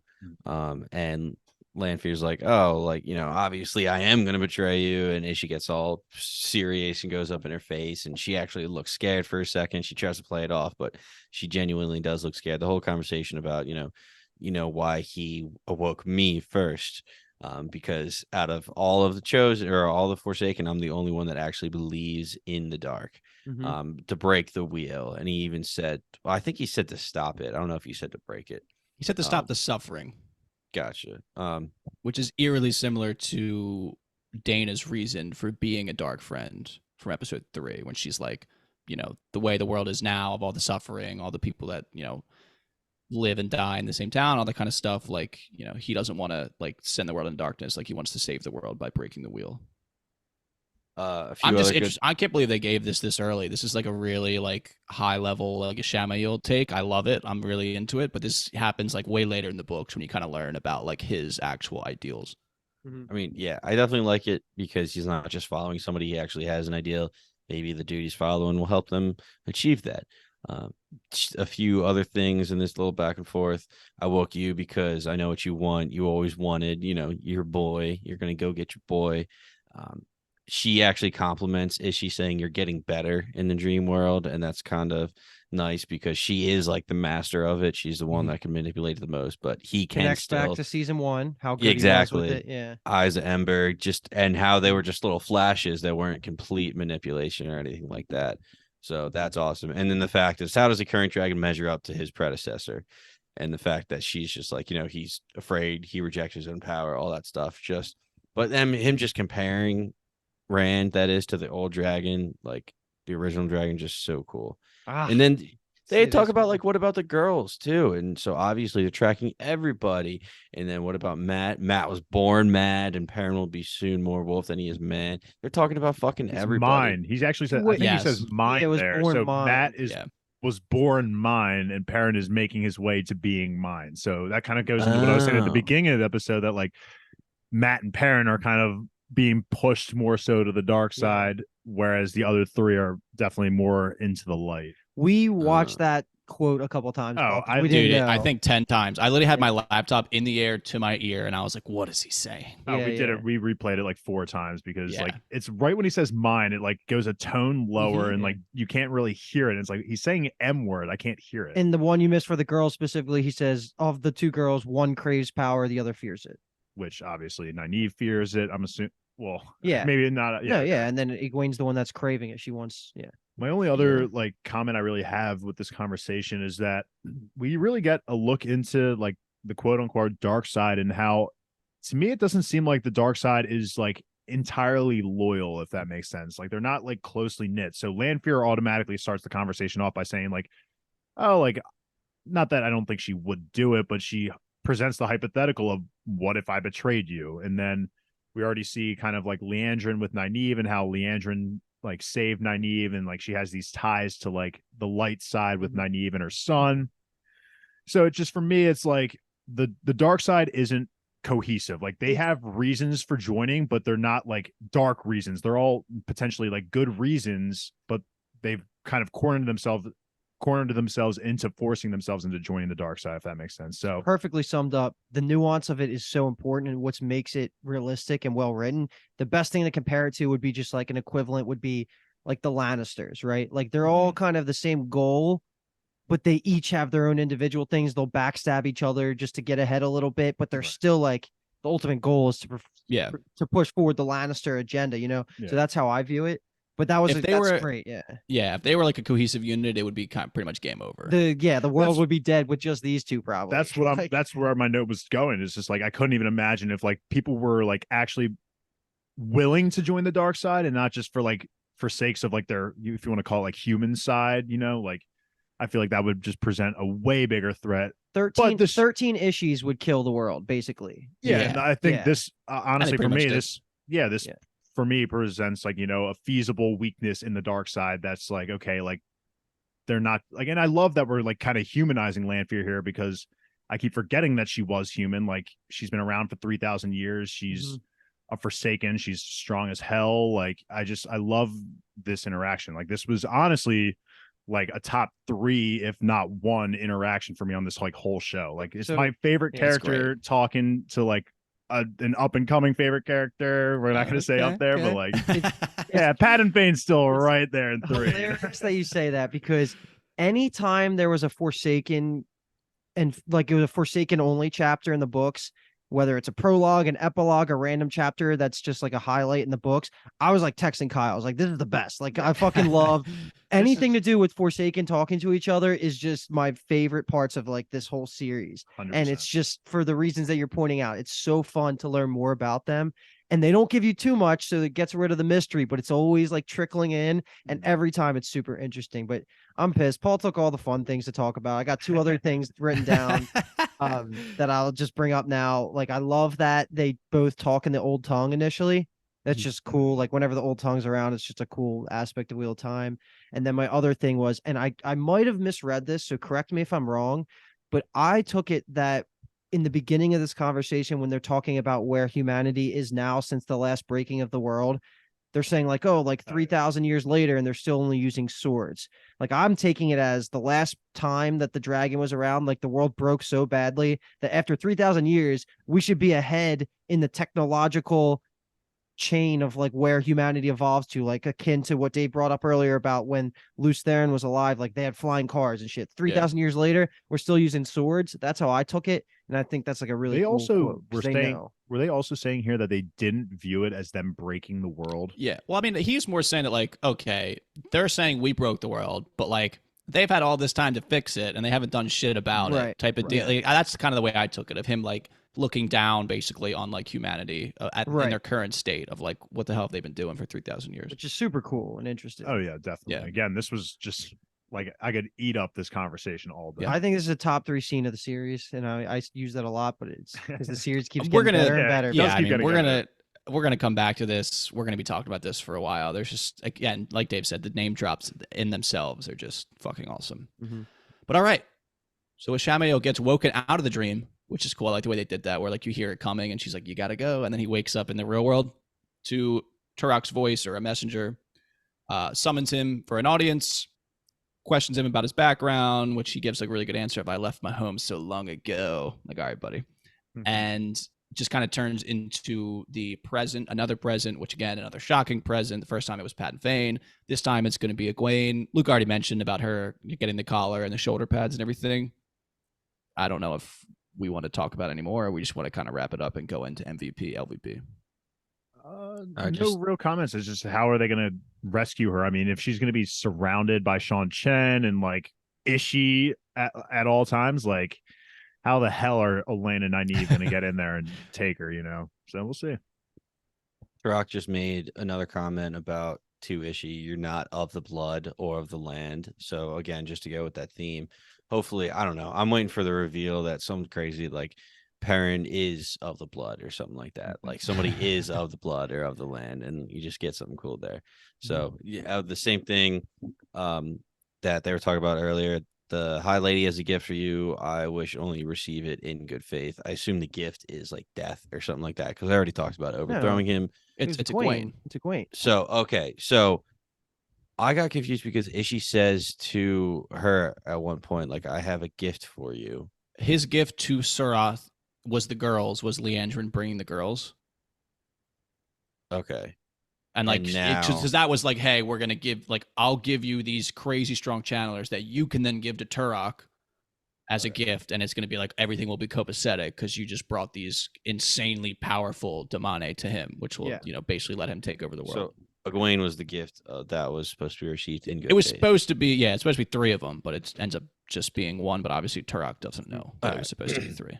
And so my piece of this that kind of blew my mind a little bit because of the differences, I guess, from the source material is how he's questioning him, because he's saying that Ishii's been around for a little bit now, and he's actually the one that brought the omens to the attention of the Seanchan that started the return back to the mainland. 2 things: the return we've talked about, won't harp on that. That's just like a big thing about coming back to their rightfully owned continent, whatever it is. Omens are a big part of the Seanchan culture. That's Very superstitious. That's it. That's all I wanted to say. But this was Yeah. surprising because it's kind of like implying that Ishii kicked off this whole thing. Which, am I wrong? Is that the book? That's a thing. That's a thing? I don't really. That's a maybe- very like read between the lines type of thing from the books. But yeah, Gotcha. Okay, so I'll ignore me for that. But yes, Yeah. either way, it was cool, kind of experiencing this for the first time because I didn't Yeah. read between the lines. So unless I am reading between the wrong lines in the wrong way, but I'm fairly positive, and I know we're gonna It's now not gonna as get a explicit, YouTube. We're gonna get a even YouTube close to comment this. about Yeah, it. So shout out to whoever gets there first, I guess. Only my comment's gonna be, we're gonna get this reinforcement of they name the Empress, so like we know that there are people higher than the people we've seen now. Like this is just the advanced force, so we're gonna meet, maybe there's at least existing higher up people than what we've seen wherever they are on their continent across the sea. Right. And yeah, that's pretty much it. And then Egwene, our girl, just in a rough spot. Rough spot. Bad spot to be. Well, the worst spot, I would say. I would rather be Rand, obviously. I mean, for whatever, for positive reasons, but like he's obviously tied up a little bit too, but he ain't chained. We might get a just looking glimpse at into that- some torture porn here, but who knows? Yeah. Just looking at that wrist gauntlet thing, that seems to be like the main thing controlling the collar and all that. So looking forward to that for the weak point going forward. And it looks quite painful for her to be in it. It's not like it's just like resting on her. Like it's clearly impacting her physically in some way. Right. All right. So Great. I'll go episode. 3 times in a row for MVP, LVP. All right, so Paul's last. Thank you Yeah, for Paul's last. volunteering. Luke, kick it off. Oh, hell yeah. Okay, so MVP, Landfear, baby. Actually, yeah, I'll take Landfear. Yeah, I was gonna say, It's you not like already it's dropped tough the going name. first, I was gonna yeah. I say. did. I should have. It's kinda hard going I first. wrote 2, assuming I wasn't going first, thinking that one of them was going to be taken, but fine. I'll take Landfear.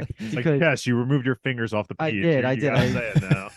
the last scene alone, and the last scene coupled with the Forsaken conversation, that's MVP status. But then the beginning stuff, which it felt like this was just a great episode for her all around. I harped on her enough. LVP, I'm gonna pick Elias because he was kind of Oh, he was not damn it. he was not humanizing with I mean, that's a bad way to say it because he doesn't even consider himself human. Yeah. So but he was being No empathy. he wasn't helping with the transition from full human to wolf brother, and I feel like he should have been more aware. hasn't guided Perrin into like using his abilities at all. It's Yeah, like, not you'll in an get entertaining accustomed way. to him eventually. It's like, come on. All right, Dave, go ahead. All right. Well, I'm talking. We'll go with MVP. This might be 3 out of 5 for me, but I'm gonna go with Verin here. She's great. There was a lot of options here for my MVP. I'm sure Kyle or Paul will say my second one, but Verin just deducing. She's got that power deduction going on, so love that for her. And then LVP was Elias. Now we're kind of caught between 2. I will go with Leandrin. She obviously gave up our girls. Hate that, even though she freed Nynaeve. I think it was like we kind of discussed more of her just like unpinning the grenade as she left, more so than like her helping out Nynaeve. But Leandrin's definitely catching the LVP. All right.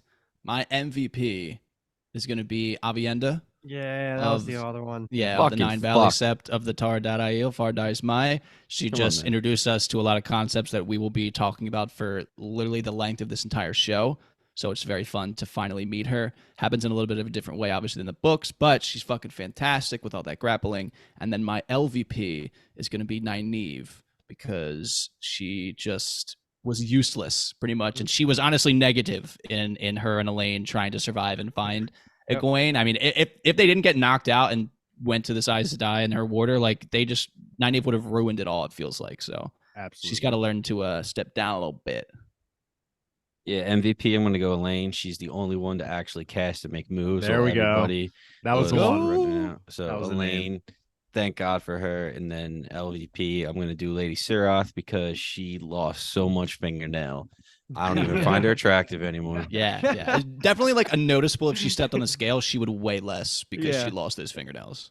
So hell yeah. What do you think they Phenomenal do with the episode. fingernail, like the clippings? I thought it was so funny that they did like slow motion and like they like literally you hear the sound of them hitting the stone. I thought that was hilarious that they made it that Wow. obvious. It cracked me up. Must have been like a quarter pound, those things, to be honest. Oh god. Quarter pound. Jesus Who Christ. could say? How many ounces? Slapped it up on the hill scale. All right. That is going to do it. Episode 5, Damane. We absolutely did not aim for or hit our goal of trying to keep it like 2 hours or less, but that's what happens when we talk Wheel of Time. So if you're still here, we love you. Thank you for sticking around. Best way to support us is just going to be subscribe, like, comment, whatever you're watching or listening on. You'll be in the know. We've been fairly consistent with these drops, but we'll see what happens. We're going on vacay this weekend, so who knows when this one will come out.